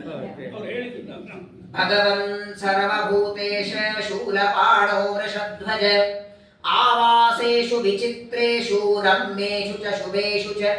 ಎಲ್ಲೋ ಹೊಲಸು ಬಿದ್ದಿದೆ, ಕಸ ಬಿದ್ದಿದೆ ಅಂತಲ್ಲಿ ನಿಮ್ಮನ್ನು ಕೂತ್ಕೊಂಡ್ರೆ ಕೂತ್ಕೋತೀರಾ? ಅದನ್ನು ಸ್ವಚ್ಛ ಮಾಡಿರಬೇಕು, ಇಲ್ಲ ಅಂದ್ರೆ ಬೇರೆ ಜಾಗಕ್ಕೆ ಹೋಗಬೇಕು. ಪ್ರಪಂಚದೊಳಗೆ ಒಬ್ಬ ದಡ್ಡನೇ ಇರಲಿ, ತಾನು ವಾಸ ಮಾಡುವ ಜಾಗ ರಮ್ಯವಾಗಿರಬೇಕು, ಶುದ್ಧವಾಗಿರಬೇಕು, ಚೆನ್ನಾಗಿರಬೇಕು, ಒಳ್ಳೆ ಹೂವಿನ ತೋಟ ಇರಬೇಕು, ಪ್ರಾಯ ಸಾಧ್ಯವಾದರೆ ಹೂವಿನ ಗಿಡಗಳಿರಬೇಕು. 20-30 ವರ್ಷಗಳ ಮೇಲೆ ನಂತರ ಮತ್ತೆ ರೆನಿವೇಟ್ ಮಾಡಬೇಕು, ಮನೆ ಇದ್ದಂಗೆ ಇರ್ಲಿಕ್ಕಾಗಲ್ಲ, ಮತ್ತೆ ಚೇಂಜ್ ಮಾಡಬೇಕಂತ ಅಪೇಕ್ಷೆ ಪಡ್ತಾರಂತಾನೆ. ಹಾಗಾದರೆ ಪ್ರತಿಯೊಬ್ಬ ವ್ಯಕ್ತಿಗಳು ತಾವು ಇರುವ ಮನೆ ಹೀಗೆ ಇರಬೇಕು ಅಂತ ಇಚ್ಛೆ ಪಡ್ತಾರೆ, ಚೆನ್ನಾಗಿರಬೇಕು ಅಂತಾರೆ. ನಿನಗೆ ಆ ಇಚ್ಛೆ ಇಲ್ವಾ ಅಂತ ಕೇಳ್ತಾಳೆ ಪಾರ್ವತಿ ದೇವಿ. ಇಷ್ಟು ರಮ್ಯವಾದಂತಹ ದೊಡ್ಡದಾದ ವಿಶಾಲ ಪರ್ವತ ಇರುವಾಗ ಅದನ್ನ ಬಿಟ್ಟು ಯಾಕೆ ನೀವು ಸ್ಮಶಾನದಲ್ಲಿ ವಾಸ ಮಾಡ್ತೀರಿ? ಎಲ್ಲಿ ಹೋಗೋದಕ್ಕೆ ಜನ ಹೆದರ್ತಾರೆ. ಗಂಡ ಪ್ರತಿನಿತ್ಯ ಬೆಳಗ್ಗೆ 6 ಗಂಟೆಗೆ ಕೆಲಸಕ್ಕೆ ಹೋಗಿ ರಾತ್ರಿ 10, 11ಕ್ಕೆ ಬರಬೇಕು. ಸಿಗೋದೆ ಸಂಡೆ ಒಂದಿನ, ಅವತ್ತು ಮಲಗಿ ಬಿಡ್ತಿದ್ದ. 1-2-3 ತಿಂಗಳಾದ್ಮೇಲೆ ಹೆಂಡತಿ ಬಂದಂತೆ, ಏನು ನೀವು ಬೆಳಗ್ಗೆ ಹೋಗ್ತೀರಾ ಕೆಲಸಕ್ಕೆ, ರಾತ್ರಿ ಮಲಗ್ತೀರಿ, ನನ್ನನ್ನು ಎಲ್ಲೂ ಆಚೆ ಸುತ್ತಾಡ ಕರ್ಕೊಂಡು ಹೋಗೇ ಇಲ್ಲ, ಇರೋದೇ ಒಂದು ಸಂಡೆ ಮಲಗಿ ಬಿಡ್ತೀರಿ, ಎಲ್ಲ ಅದನ್ನ ಸುತ್ತಾಡ ಕರ್ಕೊಂಡು ಹೋಗಿ ಅಂತ. ಆಯ್ತು, ರೆಡಿಯಾಗಿ ಹೋಗೋಣ. ಪಾಪ ಅವಳಿನ ಹೆಂಡತಿ ಚೆನ್ನಾಗಿ ಸ್ನಾನ ಮಾಡಿ ರೆಡಿಯಾಗಿ ಎಲ್ಲಿ ಹೋಗೋಣ, ಹೀಗೆ ಸ್ಮಶಾನಕ್ಕೆ ಹೋಗಿ ಬರೋಣ ನಡಿ ಅಂತ. ಆಯ್ತಲ್ಲ, ಪ್ರತಿ ಸಲ ಆ ಗಾರ್ಡನ್ ಈ ಗಾರ್ಡನ್ ಓಡಾಡಿ ಬರ್ತೀವಿ, ಇದು ಜಾಗ ಚೆನ್ನಾಗಿರತ್ತೆ, ಒಂದ್ಸಲ ಹೋಗಿ ಬರೋಣ ಅಂತ. ಹೆಂಡತಿ ಎಲ್ಲ ಬೇಡ, ಮನೆಗೆ ಇರೋಣ ಅಲ್ಲ. ಎಲ್ಲರ ಓಡಾಡ್ಕೊಂಡು ಬರೋ ಜಾಗ ಅಲ್ಲ ಅದು. ಟೈಮ್ ಪಾಸಿಗೆ ಒಂದು ಅರ್ಧ ಗಂಟೆ ಕಟ್ಟೆ ಮೇಲೆ ಕೂತ್ಕೊಂಡು ಮಾತಾಡೋ ಜಾಗನ? ಯಾರಾದ್ರೂ ಹೋದ್ರೇನೆ ಹೋಗೋದಕ್ಕೆ ಕಷ್ಟಪಡ್ತಾರೆ, ಎಲ್ಲಿ ಹೋದ್ರೆ ಭಯ ಪಡ್ತಾರೆ. ಅಂಥಲ್ಲಿ ಯಾಕೆ ವಾಸ ಮಾಡ್ತೀರಿ? ಯಾಕೆ ಪ್ರೇತಗಳ ಜೊತೆಗೆ ಓಡಾಡ್ತೀರಿ? ಯಾಕೆ ಅಸ್ಥಿಗಳ ರುಂಡಗಳ ಮಾಲೆಯನ್ನು ಹಾಕೊಳ್ತೀರಿ? ಬಹಳ ಸುಂದರವಾಗಿ ಹೆಂಡತಿ ಕೇಳ್ತಾಳೆ. ಇನ್ನೊಬ್ಬ ಗಂಡಾಗಿದ್ರೆ ತಗೊಂಡೇನ್ ಮಾಡ್ತೀನಿ, ಕಪಾಳ ಹೊಡೆಯೋರು. ಕೆಲವು ಪ್ರಶ್ನೆಗಳಿಗೆ ಗಂಡ ಸಮಾಧಾನ ಇದ್ರೆ ಉತ್ತರ ಕೊಡ್ತಾರೆ, ನಾ ಎಲ್ಲ ಇರ್ತೀನಿ, ತಗೊಂಡೇನ್ ಮಾಡ್ತೀನಿ ಅಂದ್ರೆ. ರುದ್ರದೇವರು ನೋಡಿ ಹೆಂಡತಿಗೆ ಬಹಳ ಸುಂದರವಾಗಿ ಉತ್ತರ ಕೊಡ್ತಾರೆ. ರುದ್ರದೇವರಂತಾರೆ, ಒಳ್ಳೆ ಪ್ರಶ್ನೆ ಮಾಡಿದ್ದಿ. ಪ್ರಾಯ ಈ ಪ್ರಶ್ನೆ ನಿನಗೆ ಬಂದಂತೆ ಜಗತ್ತೊಳಗೆ ಅನೇಕರಿಗೂ ಬಂದಿರ್ತದೆ. ಆದ್ರೆ ಅವ್ರು ಯಾರು ನನ್ನ ಹತ್ರ ಬಂದು ಕೇಳೋ ಧೈರ್ಯ ಮಾಡಿಲ್ಲ ಅಲ್ವಾ? ಕೇಳಿ ನೋಡೋಣ. ತ್ರಿಶೂಲ ಕೈಯಲ್ಲಿ ರೆಡಿ ಇದೆ, ನೀನು ಹೆಂಡತಿ ಆದದ್ದರಿಂದ ಉತ್ತರ ಕೊಡ್ತೇನೆ. ಬಹಳ ಸುಂದರವಾಗಿ ರುದ್ರದೇವರು ಉತ್ತರ ಕೊಡ್ತಾರೆ. ಪ್ರಾಯ ಇದು ನಾವೆಲ್ಲರೂ ಅರ್ಥ ಮಾಡ್ಕೊಳ್ಬೇಕು. ಇವತ್ತು ಯಾವ ಸ್ಮಶಾನವನ್ನ ರುದ್ರಭೂಮಿ ಅಂತೀವಿ, ಯಾಕೆ ರುದ್ರದೇವರಲ್ಲಿ ಇರ್ತಾರೆ? ಜಾಗ ಇಲ್ವ ಅವರಿಗೆ? ಭಾಗವತ ಹೇಳುತ್ತೆ, 3ನೇ ಸ್ಕಂದ ಭಾಗವತ ಹೇಳುತ್ತದೆ, ರುದ್ರದೇವರಿಗೆ ಇರೋದಕ್ಕೆ 11 ಮನೆ ಕೊಟ್ಟಿದ್ದಾರೆ ಬ್ರಹ್ಮದೇವರು. ಒಂದೊಂದು ಮನೆಯಲ್ಲಿ ಒಂದೊಂದು ವಾರ ಅಲ್ಲ, ಒಂದೊಂದು ದಿನ ಇದು ಚೇಂಜ್ ಮಾಡಬಹುದು. ಅಷ್ಟು ಮನೆಗಳು ಇರೋದಕ್ಕೆ ಇದ್ರೂ ಕೂಡ ಯಾಕೆ ಅಲ್ಲಿ ಹೋಗಿ ಇರ್ತಾರೆ? ಹಂತತೆ ಕದರಿಷ್ಯಾಮಿ ಶೃಣು ದೇವಿ ಸಮಾಹಿತ ಆವಾಸಾರ್ಥಂ ಪುರಾದೇವಿ ಶುದ್ಧಾಂ ವೇಚಿ ಶುಚಿಸ್ಮಿತೆ. ರುದ್ರದೇವರಂದ್ರು, ನೋಡು ಒಳ್ಳೆ ಪ್ರಶ್ನೆ ಮಾಡಿದ್ದಿ, ಉತ್ತರ ಕೊಡ್ತೇನೆ. ನನಗೂ ಕೂಡ ಹಿಂದೆ ನಮ್ಮಪ್ಪ ಬ್ರಹ್ಮದೇವರು ನೋಡಪ್ಪ, ಮತ್ತೆ ಪ್ರಾಯ ಎಲ್ಲ ತಂದೆ ತಮ್ಮ ಮಗನಿಗೆ ನಿನಗೆ ಮನೆ ಕಟ್ಟಿಸ್ಕೊಟ್ಟೇನೆ ಇರು ಅಂತಾರೆ. ಆದ್ರೆ ನಮ್ಮಪ್ಪ ಹಾಗನ್ಲಿಲ್ಲ. ಇಷ್ಟು ವಿಶಾಲವಾದ ಪ್ರಪಂಚದೊಳಗೆ ನಿನಗೆ ಎಲ್ಲಿ ಇರಬೇಕಾಗಿದೆ ಹೇಳು ಅಂತ ನನಗೆ ಕೇಳಿದ್ರು. ಈ ಆಪ್ಷನ್ ನಮ್ಮಪ್ಪ ಅಂದ್ರೆ ಯಾರು ಕೇಳಿಲ್ಲ. ನಾ ಕಟ್ಸಿದ ಮನೇಲಿ ಇರು ಅಂತಾರೆ ಹೊರತು ನೀ ಎಲ್ಲಿ ಇರ್ತಿ ಅಂತ ಕೇಳಿಲ್ಲ. ಇಷ್ಟು ವಿಶಾಲವಾದ ಪ್ರಪಂಚದಲ್ಲಿ ಎಲ್ಲಿ ಬೇಕಾದ್ರೆ ಜಾಗ ಹುಡ್ಕೊಂಡು ಬಾ ಅಂತ ನನ್ನನ್ನು ಕಳಿಸಿದರು. ನಾನು ನಿನ್ನ ಹಾಗೆ ಎಲ್ಲಾ ಕಡೆ ಹೋಗಿ ಬಂದೆ ಎಂದು ರುದ್ರದೇವರು. ಯಾವುದಾದ್ರೂ ದೇವಸ್ಥಾನದಲ್ಲಿ ಇರೋಣ, ಯಾವುದಾದ್ರೂ ಸರೋವರದಲ್ಲಿ ಇರೋಣ, ಯಾವುದಾದ್ರೂ ವೃಂದಾವನದಲ್ಲಿ ಅಥವಾ ಯಾವುದಾದ್ರೂ ನದಿ ದಡದಲ್ಲಿ ಇರೋಣ ಅಂತ ತಿರುಗಿ ತಿರುಗಿ ಬಂದೆ. ಕೊನೆಗೆ ಎಲ್ಲಿಯೂ ನನ್ನ ಮನಸ್ಸಿಗೆ ಜಾಗವೇ ಹಿಡಿಸ್ಲಿಲ್ಲ. ಯಾವಾಗ ನಾನು ಸ್ಮಶಾನಕ್ಕೆ ಹೋದೆ ಅಲ್ಲಿ ನನಗೆ ನೆಮ್ಮದಿ ಸಿಕ್ತು ಅಂತಾರೆ. ಸ್ಮಶಾನಕ್ಕೆ ಹೋದಾಗ ಇರಬೇಕು ಅಂತ ಅನಿಸ್ತು, ನೆಮ್ಮದಿ ಸಿಕ್ಕಿತು. ಎಲ್ಲಿ ಹುಡುಕಿದರೂ ಅಷ್ಟು ನೆಮ್ಮದಿ ಸಿಗದೇ ಇದ್ದಾಗ ಸ್ಮಶಾನದಲ್ಲಿ ಬಂದಾಗ ನೆಮ್ಮದಿ ಸಿಕ್ಕಿತು. ಹೋಗಿ ನಮ್ಮ ಅಪ್ಪನಿಗೆ ಹೇಳದೆ, ನನಗೆ ಇಲ್ಲಿ ನೆಮ್ಮದಿ ಸಿಗತ್ತೆ, ನಾನು ಇಲ್ಲಿ ಇರ್ತೇನೆ. ಹೆಂಡತಿ ಅಂತಾಳೆ ಪಾರ್ವತಿ, ಅಲ್ಲ ಸ್ವಾಮಿ, ನೆಮ್ಮದಿ ಕಳ್ಕೊಂಡವರೆಲ್ಲ ಮಲಗಿರ್ತಾರೆ ಅಲ್ವಾ? ಇಬ್ಬರು ಓಡಾಡ್ಕೋತ ಸ್ಮಶಾನ ಹತ್ರ ಬಂದಿದ್ರಂತೆ. ಸ್ಮಶಾನದ ಗೇಟ್ ಹಾಕಿದ್ರು, ಹೊರಗಡೆ ನಿಂತು ಮಾತಾಡ್ತಿದ್ರು. ಒಬ್ಬ ಗೆಳೆ ಇನ್ನೊಬ್ಬನಿಗೆ ಅಂತಾನೆ, ಒಳಗ್ ನೋಡು ಎಷ್ಟು ಚೆನ್ನಾಗಿ ಮಲಗಿದಾರ ಅವರು, ಯಾವ ಚಿಂತೆ ಇಲ್ಲ, ಯಾರು ಎಬ್ಬಿಸ್ತಾರೆ ಅಂತಿಲ್ಲ, ಕೆಲಸಕ್ಕೆ ಹೋಗ್ಬೇಕು ಅಂತಿಲ್ಲ. ನಾವು ಮನೆಯಲ್ಲಿ ಮಲಗಿದ್ರೆ ಬೇಗ ಹೇಳುವಂತ ಹೊಡೆಯವರಿದ್ದಾರೆ, ಇವರೇ ಚೆನ್ನಾಗಿ ಮಲಗಿದ್ದಾರೆ ಅಂತ ಒಬ್ಬವನು ಇನ್ನೊಬ್ಬನ ಜೊತೆಗೆ ಮಾತಾಡುವಾಗ ಅವರಿಬ್ಬರ ಮಾತು ಕೇಳಿ ಒಂದು ಸ್ಮಶಾನದಲ್ಲಿರುವ ಒಂದು ದೆವ್ವ ಎದ್ದು, ಆ ಮಲಗಿದ ಒಂದು ಪ್ರೇತ ಎದ್ದು ನಿಂತ ಹೇಳುತ್ತೆ, ಈ ಜಾಗ ತಗೊಳ್ಳೋದು ಪ್ರಾಣನೇ ಕೊಟ್ಟಿವಪ್ಪ ನಾವು, ಯಾರು ಎಬ್ಬಸದೇ ಇರುವ ಜಾಗ ಇದು. ಎಲ್ಲಿ ಮಲಗಿದ್ರು ಎಬ್ಬಸ್ತಾರೆ, ಮಂಚದ ಮೇಲೆ ಮಲಗಲಿ ಎಲ್ಲಿ ಮಲಗಲಿ ಯಾರು ಎಬ್ಬಸ್ತಾ ಇರೋ, ಎಬ್ಬಸೋದ್ ಬಿಡು, ಯಾರು ಬರೋದೇ ಇಲ್ಲ. ಇದನ್ನ ಈ ಜಾಗ ಪಡಿಲಿಕ್ಕೇನೋ 8-10 ಕೋಟಿ ರೂಪಾಯಿ ಖರ್ಚು ಮಾಡಿದ್ದಲ್ಲ, ಪ್ರಾಣನೆ ಕೊಟ್ಟಿವಿ. ಪಾರ್ವತಿ ಅಂತಾಳೆ, ಯಾಕೆ ಜಾಗ ಹಿಡಿಸ್ತು ನಿಮಗೆ? ನಿಮ್ಮ ತಂದೆ ಬ್ರಹ್ಮದೇವರು ಇಷ್ಟು ವಿಶಾಲ ಪ್ರಪಂಚ ತೋರಿಸಿ ಎಲ್ಲಿ ಬೇಕಾಗಲಿ ಇದು ಅಂದ್ರೆ, ಯಾವುದಾದ್ರೂ ಪರ್ವತ ಆರಿಸ್ಕೊಳ್ಬೇಕಾಗಿತ್ತು, ಯಾವುದಾದ್ರೂ ನದಿದಂಡೆ ಆರಿಸ್ಕೋಬೇಕಾಗಿತ್ತು, ಯಾವುದಾದ್ರೂ ಒಂದು ಅರಣ್ಯ ಆರಿಸ್ಕೋಬೇಕಾಗಿತ್ತು. ಏನ್ ಕಾಣಿಸಿತ್ತಿಲ್ಲಿ ಎಂದಾಗ ರುದ್ರದೇವರ ಮಾತು ಮನಸ್ಸಿಗೆ ನಾಟುತ್ತದೆ. ಪ್ರಾಯ ಜಗತ್ತಿನೊಳಗೆ ತನಗೋಸ್ಕರ ಬದುಕುವ ಬಹಳ ಜನ ಇದ್ದಾರೆ, ಇನ್ನೊಬ್ಬರಿಗಾಗಿ ಜೀವನ ಮಾಡೋರು ತುಂಬಾ ಕಡಿಮೆ. ಮಠದ ಪಕ್ಕದಲ್ಲೇನೆ ಒಬ್ಬರಿಗೆ ಮನೆ ತಗೊಂಡಿದ್ರು, ಭಾರಿ ದೊಡ್ಡ ಮನೆ, ಸುಮಾರು ಒಂದು 4 ಕೋಟಿ ರೂಪಾಯಿ ಖರ್ಚು ಮಾಡಿ ದೊಡ್ಡ ಮನೆ ಕಟ್ಟಿಸಿದ್ದಾರೆ. ಮನೆ ಕಟ್ಟಿಸಿ ಒಂದು ವಾರ ತಿಂಗಳಿದ್ದಾರೆ, ತಿಂಗಳಲ್ಲೇ ಮಾರಿಬಿಟ್ರಂತೆ. ಮಾರಿದ ಮೇಲೆ ಆಮೇಲೆ ಎಲ್ಲಾ ಕಡೆಗೆ ಸುದ್ದಿ ಹೋಯ್ತು, ಅಲ್ಲಿ ಚೆನ್ನಾಗಿ ಮನೆ ತಾವೇ ಕಟ್ಟಿಸ್ಕೊಂಡು ಯಾಕೆ ಮಾರಿದ್ರು? ಅಯ್ಯೋ ಮಠದ ಪಕ್ಕದಲ್ಲಿ ಮನೆ ಇದೆ, ಜಾಗಟಿ ಬಾರಿಸಿದ್ರೆ ಮಠ ಶಬ್ದ ಆಗತ್ತೆ ಅಂತ ಕೇಳಿಸ್ತದೆ ಹೋದ್ರೆ. ಪ್ರಾಯ ಜಗತ್ತೊಳಗೆ ಎಲ್ಲರೂ ತಾವಿರೋದನ್ನ ಏಕಾಂತ ಸ್ಥಳ ಬೇಕು ಅಂತಾರೆ, ಚೆನ್ನಾಗಿರ್ಬೇಕು, ಮನೆ ಮುಂದೆ ಗಾರ್ಡನ್ ಬೇಕು ಅಂತಾರೆ. ರುದ್ರದೇವರಂತಾರೆ, ನೋಡು, ನಾನು ಸ್ಮಶಾನವನ್ನ ಆರಿಸ್ಕೊಂಡದ್ದು ನನಗೋಸ್ಕರ ಅಲ್ಲ, ಈ ಪ್ರಜೆಗಳಿಗೋಸ್ಕರ ಅಂತಾರೆ. ಈ ತ್ಯಾಗ ನೋಡಿ ರುದ್ರದೇವರನ್ನು. ಅದಕ್ಕೆ ಪ್ರಾಯ ಬರೇ ತ್ಯಾಗ ಮಾಡಿದವರನ್ನ ದೇವ ಅಂತಾರೆ, ಇವರು ಮಹಾದೇವ. ದೇವತೆಗಳಿಗೂ ಮಹಾದೇವ. 2 ಕೆಲಸ ಮಾಡಿದ್ದು, ಒಂದು ಸಮುದ್ರದಿಂದ ಬಂದ ವಿಷ ಕುಡಿದದ್ದರಿಂದ ಮಹಾದೇವ, ಎರಡನೇದ್ದು ಸಮಗ್ರ ಜಗತ್ತೊಳಗೆ ಬೇಕಾದಲ್ಲಿರಬಹುದಾಗಿತ್ತು. ನಾನು ಸ್ಮಶಾನದಲ್ಲಿ ಇರೋದು ಇವರಿಗೋಸ್ಕರ ಅಂತಾರೆ. ಯಾಕೆ ಎಂದಾಗ, ನಾನಾವರಣ ವಿರೂಪಾಶ್ಚ ತಿಕ್ಷದಂಷ್ಣ ಪ್ರಹಾರಿಣಃ ಪಿಶಾಚಾರಕ್ಷವದನಾಃ ಪ್ರಾಣಿನಾಂ ಪ್ರಾಣಹಾರಿಣಃ. ರುದ್ರದೇವರಂತಾರೆ, ಯಾರಾದರೂ ದೇಹ ಬಿಟ್ಟಾಕ್ಷಣ ಇಲ್ಲಿ ಕರ್ಕೊಂಡ್ ಬರ್ತಾರೆ, ಇಲ್ಲಿ ಅವರ ದೇಹವನ್ನ ಸಂಸ್ಕಾರ ಮಾಡಿ ಅವರ ಮಕ್ಕಳು ಹೋಗಿ ಬಿಡುತ್ತಾರೆ.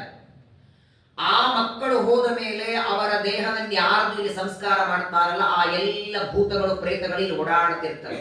ಯಾಕಂದ್ರೆ ಅವುಗಳಿಗೆ ಸದ್ಗತಿ ಯಾವಾಗ ಸಿಗತ್ತೆ? ಬರೇ ಮಕ್ಕಳು ಇಲ್ಲಿ ದೇಹ ಬಿಟ್ಟು ಸಂಸ್ಕಾರ ಮಾಡಿ ಹೋದ್ರಲ್ಲ, ಮಕ್ಕಳು ಸ್ಮಶಾನದಲ್ಲಿ ಬಂದು ಸಂಸ್ಕಾರ ಮಾಡ್ತಾರೆ.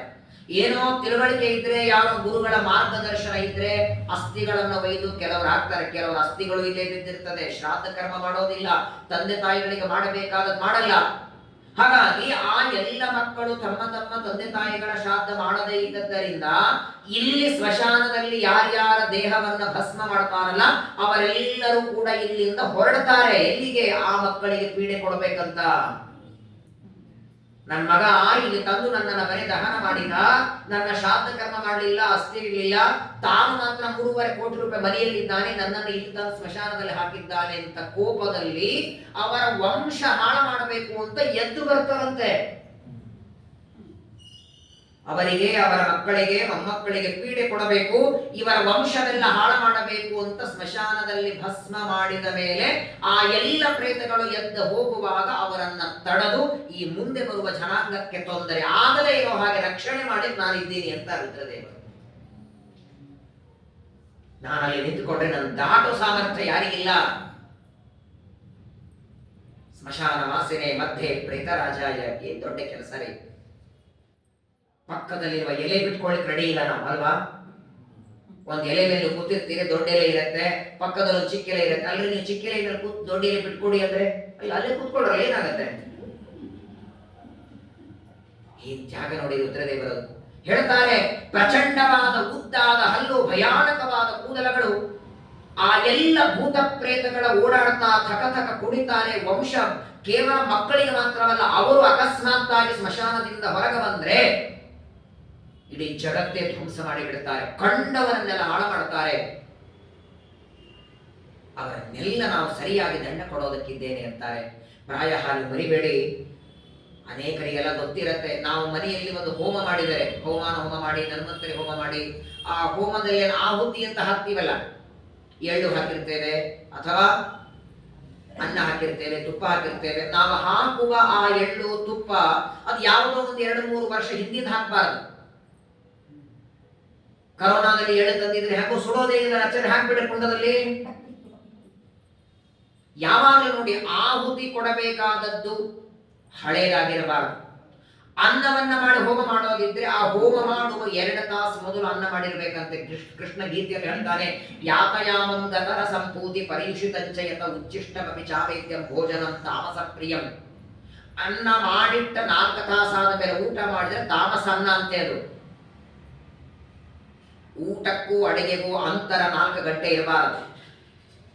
11:30 ಊಟ ಮಾಡ್ತೀರಂದ್ರೆ 11 ಗಂಟೆಗೆ ಅಡಿಗೆ ರೆಡಿ ಇರಬೇಕು. 1:30 ಊಟ ಮಾಡಿದ್ರೆ 1 ಗಂಟೆ ಅಡಿಗೆ ಇರಬೇಕು. 6 ಗಂಟೆಗೆ ಅಡಿಗೆ ಮಾಡಿಟ್ಟು 11:30 ಊಟ ಮಾಡಿದ್ರೆ ಆ ಅಡಿಗೆಯನ್ನ ದೈತ್ಯರ ಅಪಹಾರ ಮಾಡಿ ಬಿಡ್ತಾರೆ. ಹಾಗಾದರೆ ಯಾವುದೇ ಒಂದು ಹೋಮ ಅಂತ ಆಗಬೇಕಾದರೆ ಆಹುತಿ ಕೊಡುವ ದ್ರವ್ಯ ಶುದ್ಧವಾಗಿರಬೇಕು. ಒಬ್ಬ ವ್ಯಕ್ತಿ ದೇಹ ಬಿಟ್ಟ ಮೇಲೆ ಈ ದೇಹನು ಆಹುತಿ ಕೊಡಬೇಕಲ್ವೇ ಅಗ್ನಿಯಲ್ಲಿ? ಎಷ್ಟೊತ್ತಿಗೆ ಕೊಡಬೇಕು? ದೇಹ ಬಿಟ್ಟ ಮೇಲೆ 3 ಗಂಟೆಯ ಒಳಗೆ ಆ ದೇಹ ಅಗ್ನಿಯಲ್ಲಿ ಸಂಸ್ಕಾರ. ಅದಕ್ಕೆ ಹಿಂದೆಲ್ಲ ಏನ್ ಮಾಡ್ತಿದ್ರು ಗೊತ್ತಾ? ಹಿಂದೆ ನೀವು ನೋಡಿ, ಯಾರಾದ್ರೂ ಮನೆಯಲ್ಲಿ ವಯಸ್ಸಾದವರು ದೇಹ ಬಿಡುವ ಅರ್ಥ ಗೊತ್ತಾಗತ್ತಲ್ಲ, ಕೊನೆಗೆ ಒಂದೇ ಹನಿ ನೀರಲ್ಲಿದ್ದಾರೆ, ಜ್ಯೂಸಲ್ಲಿದ್ದಾರೆ, ಡಾಕ್ಟರ್ ಹೇಳ್ತಾರೆ ಎಲ್ಲರನ್ನ ಕರೆಸಿ. ಯಾಕಂದ್ರೆ ಹೇಳೋದು ಅಂದ್ರೆ ಆಮೇಲೆ ಕಾಯ್ತಾ ಕೂಡಬೇಡಿ. ದೇಹ ಬಿಟ್ಟ ಮೇಲೆ 3 ದಿನ ಮೆರವಣಿಗೆ ಮಾಡೋದೇನು, ಅಲ್ಲಿಂದ ಮಗ ಬರಲಿ ಇಲ್ಲಿಂದ ಮಗ ಬರಲಿ ಅಂತ. ಹಾಗಾದ್ರೆ ತಂಗಳಾಗಿಲ್ವ ಹೆಣ? ಅದು ಹೆಣ ಆದ್ರೆ ತಂಗಳಾಯ್ತೋ ಇಲ್ಲೋ? 3 ಗಂಟೆ ಆದ್ರೆ ಅದು ತಂಗಳಾಯಿತು. ತಂಗಳ ಹೆಣವನ್ನ ಸುಡ್ಲಿಕ್ಕೆ ನಿಮ್ಗೆ ಅಧಿಕಾರವಿಲ್ಲ. ಒಬ್ಬ ವ್ಯಕ್ತಿ ದೇಹ ಬಿಟ್ಟ ಮೇಲೆ 3 ಗಂಟೆಯ ನಂತರದಲ್ಲಿ ಅವನ ಹೆಣ ನೀವು ಸುಟ್ಟ ಮೇಲೆ ಬೇಕಾದಷ್ಟು ಕೋಟಿಗಟ್ಟಲೆ ದಾನ ಕೊಡಿ, ಅವನಿಗೆ ಸದ್ಗತಿನೇ ಆಗಲ್ಲ. ಏನ್ ಮಾಡ್ತೀರ ಅವಾಗ ಹೇಳಿ? ಎಲ್ಲಿಂದೋ ಬರಬೇಕು. ಒಟ್ಟಿಗೆ ಅಕಸ್ಮಾತ್ ಎಲ್ಲಾರು ಬಂದ್ರು ಕೂಡ 3 ಗಂಟೆ ಒಳಗಾಗಲ್ಲ. ಅಕಸ್ಮಾತ್ ಬೆಳಗ್ಗೆ ಮಧ್ಯಾಹ್ನ ಬೆಳಗ್ಗೆ ನಸಿಕಿನ ಜಾವ ಹೋದ್ರೆ ಸ್ಮಶಾನ ತೆಗಿಬೇಕಲ್ಲ. ಅನಿವಾರ್ಯವಾಗಿ ಎಲ್ಲರೂ 3-4 ಗಂಟೆ ನಂತರವೇ ದೇಹವನ್ನ ಸಂಸ್ಕಾರ ಮಾಡ್ತಾರೆ. 4 ಗಂಟೆಯ ನಂತರ ಸಂಸ್ಕಾರ ಮಾಡಿದರೂ ಆ ದೇಹ ಮೈಲಿಗೆ ಆಗದೆ ಇರೋ ಹಾಗೆ, ಅದು ತಂಗಳ ಆಗದೆ ಇರೋ ಹಾಗೆ, ಅದು ನಿರ್ಮಾಲ್ಯ ಆಗದೆ ಇರೋ ಹಾಗೆ ಅದನ್ನ ಸರಿಯಾದ ರೀತಿಯಲ್ಲಿ ಇಡೋ ವ್ಯವಸ್ಥೆ ನಾನು ಮಾಡ್ತೇನೆ ಅಂತ ರುದ್ರದೇವರು.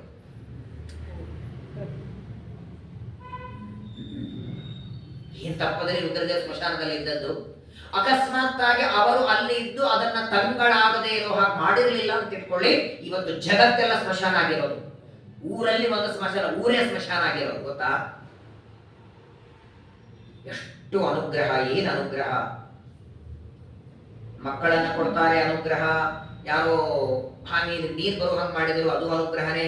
ಮಕ್ಕಳಿಂದ ಮಕ್ಕಳು ಕೊಟ್ಟದ ಅನುಗ್ರಹ. ಎಲ್ಲದಕ್ಕಿಂತ ದೊಡ್ಡ ಅನುಗ್ರಹ ಇದು. ಬೇಕಾದಾಗಲಿ 100 ತಪ್ಪುಗಳು ಆ ಮಗ ಮಾಡಿದರೂ ಕೂಡ ಆ ಮಗನಿಗೆ ಪಿತೃಗಳ ದೋಷ ಬರದೇ ಇರುವ ರೀತಿಯೊಳಗೆ, ಅವನಿಗೆ ಸದ್ಗತಿಯಾಗುವ ರೀತಿಯೊಳಗೆ ಅಲ್ಲಿ ನಿಂತು, ಆ ಸ್ಮಶಾನದಲ್ಲಿ ನಿಂತು ಆ ಸದ್ಗತಿಗಳನ್ನು ಕೊಟ್ಟು ಅವರಿಗೆಲ್ಲ ಉದ್ಧಾರ ಮಾಡ್ತಾರೆ. ಹಾಗಾಗೇನೆ ಪ್ರಾಯ ಇಡೀ ಜಗತ್ತೊಳಗೆ ನೋಡಿ, 1 ಬಾರಿ ಸ್ಮಶಾನಕ್ಕೆ ಹೋಗಿ ಬಂದ್ರು ಜನಿಮಾನ ತೆಗಿಬೇಕು.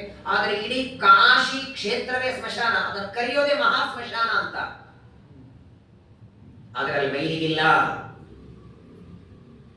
ಮೈಲಿಗೆ ಇಲ್ಲ ಮಾತ್ರವಲ್ಲ, ಅಲ್ಲಿ ಹೋದರೇನೆ ಮಡಿಯಾಗ್ತೇ ಉಲ್ಟಾ. ನಾವು ಶಿವ ಶಿವೋಭೂ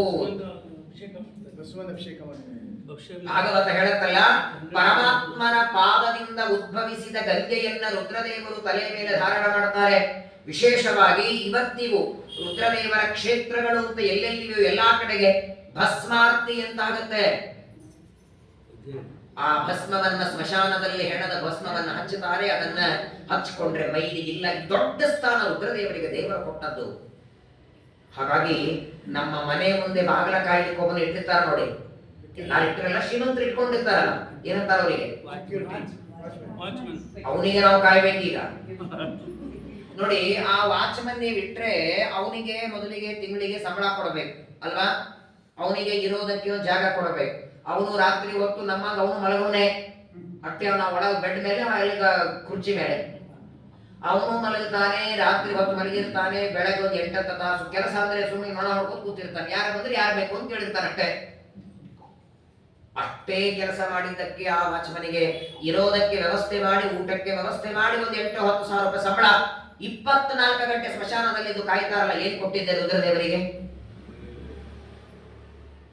ರುದ್ರದೇವರು ಮಾಡಿದಷ್ಟು ವಾಚ್ಮನ್ ಡ್ಯೂಟಿ ಯಾರು ಮಾಡ್ತಾರೆ? ಹಾಗಾಗಿ ರುದ್ರದೇವರು ಹೆಂಡತಿಗೆ ಹೇಳ್ತಾರೆ, ನನಗೆ ಇರೋದಕ್ಕೆ ಮನೆಗಳಿಲ್ಲ ಅಂತ ನಾನು ಸ್ಮಶಾನದಲ್ಲಿ ವಾಸ ಮಾಡಿದ್ದಲ್ಲ. ಸರಿ, ನನ್ನ ಬಿಟ್ಟು ಇನ್ನೊಬ್ಬರು ಬಂದು ಇರ್ಲಿಕ್ಕೆ ರೆಡಿ ಇದ್ದಾರಾ ಇಲ್ಲಿ? ಈಗ ಒಂದು ಮಠದಲ್ಲಿ ಒಬ್ಬರು ಆಚಾರ ಪೂಜೆ ಮಾಡ್ಕೊಂಡಿರ್ತಾರೆ, ವಯಸ್ಸಾಯ್ತು. ಇವ್ರ ಆಚಾರ ತೆಗೆದು ಬೇರೆ ಆಚಾರ ಇಡೋಣ ಅಂದ್ರೆ ಆ ಬೇರೆ ಬರುವ ಬೇರೆ ಆಚಾರ ಅಂತಾರೆ. ಈ ಮಠದಲ್ಲಿ ಹೇಗಿದೆ, ಮ್ಯಾನೇಜರ್ ಹೇಗಿದ್ದಾರೆ, ಎಲ್ಲ ವ್ಯವಸ್ಥೆ ನೋಡಿ ಬರ್ತಾ ಇರ್ತಾನೆ. ಹಂಗೆ ನಾನು ವಲ್ಲಪ್ಪ ಇಲ್ಲಿ ಅಂತ ರುದ್ರದೇವ ಅಂದ್ರೆ ಬೇರೆ ಯಾರು ರೆಡಿ ಇದ್ದಾರೆ ಹೇಳಿ ಬರೋದಕ್ಕಲ್ಲಿ? ಸುಮ್ಮನೆ ಒಂದು ವಾರ ಹೋಗ್ಬರೋಣ ಅಂದ್ರೆ ಆಗತ್ತಾ? ಇಡೀ ಜೀವನ ಅಲ್ಲಿ ಕಳಿಬೇಕಾದದ್ದು. ಹಾಗಾಗಿ ಇದು ಎಲ್ಲ ದೇವತೆಗಳ ರಕ್ಷಣೆಗೆ, ಪ್ರಾಣಿಗಳ ರಕ್ಷಣೆಗೆ, ಭೂತ ಪ್ರೇತಗಳ ರಕ್ಷಣೆಗೆ ಅವರಿಗೂ ಒಂದು ಸದ್ಗತಿಯನ್ನು ಕೊಡಬೇಕು. ಆ ಭೂತ ಪ್ರೇತಗಳಿಂದ ಸಜ್ಜನರಿಗೆ ತೊಂದರೆಯಾಗದೇ ಇರೋ ಹಾಗೆ, ಅವರವರ ಮಕ್ಕಳಿಗೆ ತೊಂದರೆಯಾಗದಿರುವ ರೀತಿಯಲ್ಲಿ ಅಲ್ಲಿ ಇದ್ದು ನಾನು ರಕ್ಷಣೆಯನ್ನ ಮಾಡ್ತೇನೆ ಅಂತ ಬಹಳ ಸುಂದರವಾಗಿ ತಮ್ಮ ಹೆಂಡತಿಗೆ ರುದ್ರದೇವರು ಉತ್ತರವನ್ನ ಕೊಟ್ಟಿದ್ದಾರೆ. ಇದಾದ ಮೇಲೆ ಮತ್ತೆ ಒಂದು ಪ್ರಶ್ನೆಯನ್ನ ಕೇಳ್ತಾಳೆ ಸತಿದೇವಿ. ಕೇಳ್ತಾಳೆ, ನಾವು ದೇವತೆಗಳ ಪೂಜೆಯನ್ನ ಮಾಡ್ತೇವೆ, ಮನೆಯಲ್ಲಿ ಮಾಡ್ತೀವೋ ಇಲ್ಲೋ? ಬೇರೆ ಬೇರೆ ದೇವತೆಗಳ ಪೂಜೆ. ಆ ಪೂಜೆ ಮಾಡುವಾಗ ದೇವತೆಗಳ ವಾಹನ ಸಹಿತವಾಗಿ ಮಾಡಬೇಕು, ವಾಹನ ಇಲ್ಲದೆ ಮಾಡಬೇಕು? ಗಣಪತಿಯನ್ನ ಇಲ್ಲಿ ಸಹಿತವಾಗಿ ಪೂಜೆ ಮಾಡೋದು. ದುರ್ಗಾ ಪೂಜೆ ಸಿಂಹ ಸಹಿತವಾಗಿ ಮಾಡೋದು.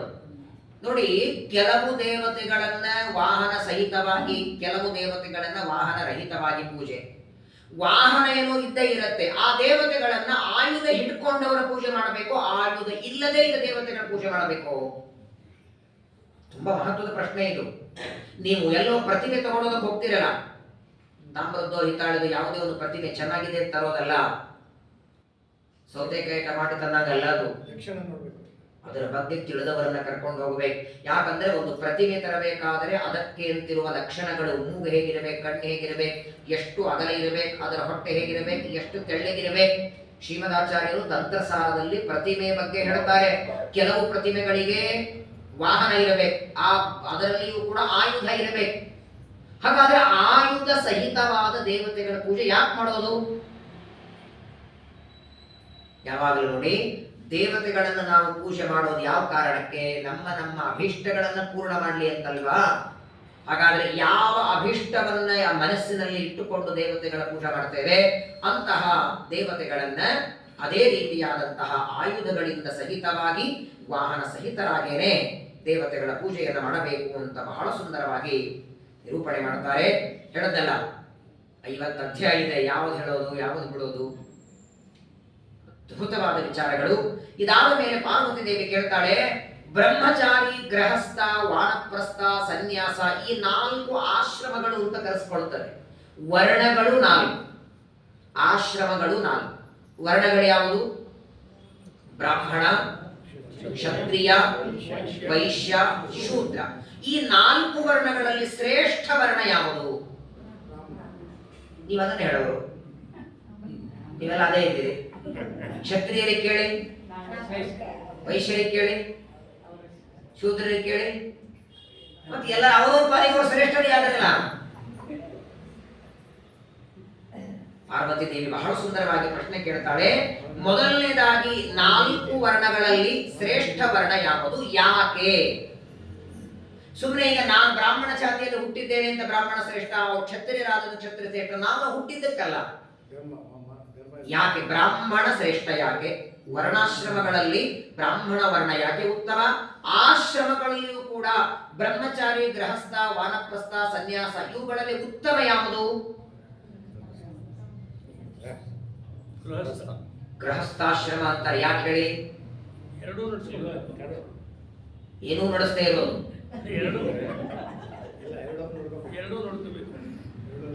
ಎರಡು ನೋಡ್ಕೋಬೇಕು. ಯಾವ್ದು ಎರಡು? ಆಧ್ಯಾತ್ಮಿಕ ಮತ್ತು ಪ್ರಾಯ ಬ್ರಹ್ಮಚಾರಿಗಳಿಗೆ ಕೆಲವು ನಿಯಮಗಳಿದೆ. ಬ್ರಹ್ಮಚಾರಿಗಳು ಅಲ್ಲಿ ಹೋಗಬಾರದು, ಇಲ್ಲಿ ಕೂಡಬಾರದು, ಅಲ್ಲಿ ಮಾತಾಡಬಾರದು, ಇಲ್ಲಿ ತಿನ್ನಬಾರದು. ಸನ್ಯಾಸಿಗಳಿಗೆ ಕೆಲವು ನಿಯಮ ಇದೆ. ಆದರೆ ಎಲ್ಲವನ್ನು ಮನಸ್ಸು ಬಿಚ್ಚಿ ಮಾಡುವ ಅಧಿಕಾರ ಗೃಹಸ್ಥನಿಗೆ. ಧನ್ಯೋ ಗೃಹಸ್ಥಾಶ್ರಮ ಅಂತಾರೆ. ಆಶ್ರಮಗಳಲ್ಲಿ ಗೃಹಸ್ಥಾಶ್ರಮ, ಹಾಗೆ ವರ್ಣಗಳಲ್ಲಿ ಬ್ರಾಹ್ಮಣ ವರ್ಣ. ನೋಡಿ, ಬ್ರಾಹ್ಮಣಾನ್ಯೋ ವದಾನ್ನೇತ ನಿಂದೇಚ್ಛ ಕ್ರೋಧಯೇಚ್ಛ ವಾ ಪ್ರಹರೇದ್ ಹರೇದ್ವಾಪಿ ಘನಂ ತೇಷಾಂ ನರಾಧಮಂ. ರುದ್ರದೇವರ ಮಾತು ಪಾರ್ವತಿಗೆ ಹೇಳ್ತಾರೆ. ಯಾಕೆ ಬ್ರಾಹ್ಮಣ ಶ್ರೇಷ್ಠ 4 ವರ್ಣಗಳಲ್ಲಿ? ವಾಸ್ತವಿಕ 4 ವರ್ಣಗಳು ಹುಟ್ಟಿದೆಲ್ಲಿಂದ? ಬ್ರಾಹ್ಮಣೋಸ್ಯ ಮುಖಮಾಸಿ ಬಾಹು ರಾಜನ್ಯಕೃತಃ ಊರು ತದಸ್ಯ ಯದ್ವೈಶ್ಯಃ ಪದ್ಭ್ಯಾಂ ಶೂದ್ರೋ ಅಜಾಯತ್. ಹಾಗಾದರೆ ಮುಖ ಮೇಲೆ ಇರುವುದು, ಬಾಹು ಅದರ ಕೆಳಗೆ, ತೊಡೆ ಅದರ ಕೆಳಗೆ, ಪಾದ ಅದರ ಕೆಳಗೆ. ಅವಯವಗಳು ಹೇಗೆ ತಾರತಮ್ಯನೋ ಹಾಗೆ. ಮಾತ್ರವಲ್ಲ, ಯಾಕೆ ಬ್ರಾಹ್ಮಣ ಶ್ರೇಷ್ಠ ಅಂದ್ರೆ ಮೊಟ್ಟ ಮೊದಲನೇದಾಗಿ ಯಾವ ವ್ಯಕ್ತಿ ಪ್ರತಿನಿತ್ಯದಲ್ಲಿ ಗಾಯತ್ರಿ ಮಂತ್ರದ ಜಪ ಮಾಡ್ತಾನೆ, ಓಂಕಾರವನ್ನ ಪಠನ ಮಾಡ್ತಾನೆ, ಅಧ್ಯಯನ ಮಾಡ್ತಾನೆ, ಪರಮಾತ್ಮನ ಮಹಿಮೆಯನ್ನ ಹೇಳುವ ವೇದ ಪುರಾಣಗಳನ್ನ ಓದ್ತಾನೆ, ಆ ಕಾರಣಕ್ಕೆ ಬ್ರಾಹ್ಮಣ ಶ್ರೇಷ್ಠ. ಏನೂ ಮಾಡದಿದ್ರೆ, ಓದಿಲ್ಲ, ಪ್ರವಚನಕ್ಕೆ ಹೋಗಿಲ್ಲ, ಪಾಠಕ್ಕೆ ಹೋಗಿಲ್ಲ, ಕೇವಲ ಬ್ರಾಹ್ಮಣ ಜಾತಿಯಲ್ಲಿ ಹುಟ್ಟಿದ ಮಾತ್ರಕ್ಕೆ ಶ್ರೇಷ್ಠತೆ ಇಲ್ಲ ಅಂತ ರುದ್ರದೇವರು. ಈಗ ಇಬ್ಬರಿದ್ದಾರೆ, ಒಬ್ಬ ಬ್ರಾಹ್ಮಣ ಇದ್ದಾನೆ, ಒಬ್ಬ ಶೂದ್ರ ಇದ್ದಾನೆ. ಆ ಶೂದ್ರ ಒಳ್ಳೆ ಸದಾಚಾರಿ. ನಾನು ಬೆಂಗಳೂರಲ್ಲಿ ಅನೇಕ ಕಡೆ ಉಪನ್ಯಾಸಕ್ಕೆ ಹೋದಾಗ ಎಷ್ಟೋ ಜನ ಶೂದ್ರರು ಬಂದು ಕೂತಿರ್ತಾರೆ ಎದುರುಗಡೆ. ಅನಿವಾರ್ಯವಾಗಿ ನಾವು ಅವರನ್ನು ಎದ್ದು ಹೋಗಲಿಕ್ಕಾಗಲ್ಲ. ಮತ್ತೆ ನಾವೇನು ನಮ್ಮ ಬಗ್ಗೆನೇ ಹೇಳ್ತೀವಿ. ಎಷ್ಟು ಶ್ರದ್ಧೆಯಿಂದ ಅಂದ್ರೆ ಪ್ರವಚನ ಮುಗಿದ ಮೇಲೆ ಈ ತರ ಕುರ್ಚಿಗಳು ಹಾಕಿದ್ರೆ ಎಲ್ಲ ತೆಗೆದಿರ್ತಾರೆ, ಜರ್ಕರಿ ತೆಗೆದಿರ್ತಾರೆ, ಸ್ವಚ್ಛ ಕಸ ಬಳಿತಾರೆ. ಪ್ರವಚನಕ್ಕಿಂತ ಮೊದಲು ಬಂದು ಕಸ ಬಳಿತಾರೆ. ಪ್ರವಚನ ಹೇಳುವ ಆಚಾರ ಅಲ್ಲಿ ಬರ್ತಿದ್ರೆ ದೂರ ಸರಿತಾರೆ, ನಾವು ಅವ್ರಿಗೆ ತಾಕಬಾರದು ಅಂತಾರೆ. ಹಾಗಾದರೆ ಸದಾಚಾರಿ, ತನ್ನ ಬ್ರಾಹ್ಮಣ ಧರ್ಮ ಆಚರಣೆ ಮಾಡದೇ ಇರುವವರಿದ್ದಾನೆ, ಒಬ್ಬ ಶೂದ್ರ ಇದ್ದಾನೆ, ಸದಾಚಾರಿ ಇದ್ದಾನೆ. ಅವರಲ್ಲಿ ಉತ್ತಮ ಯಾರು?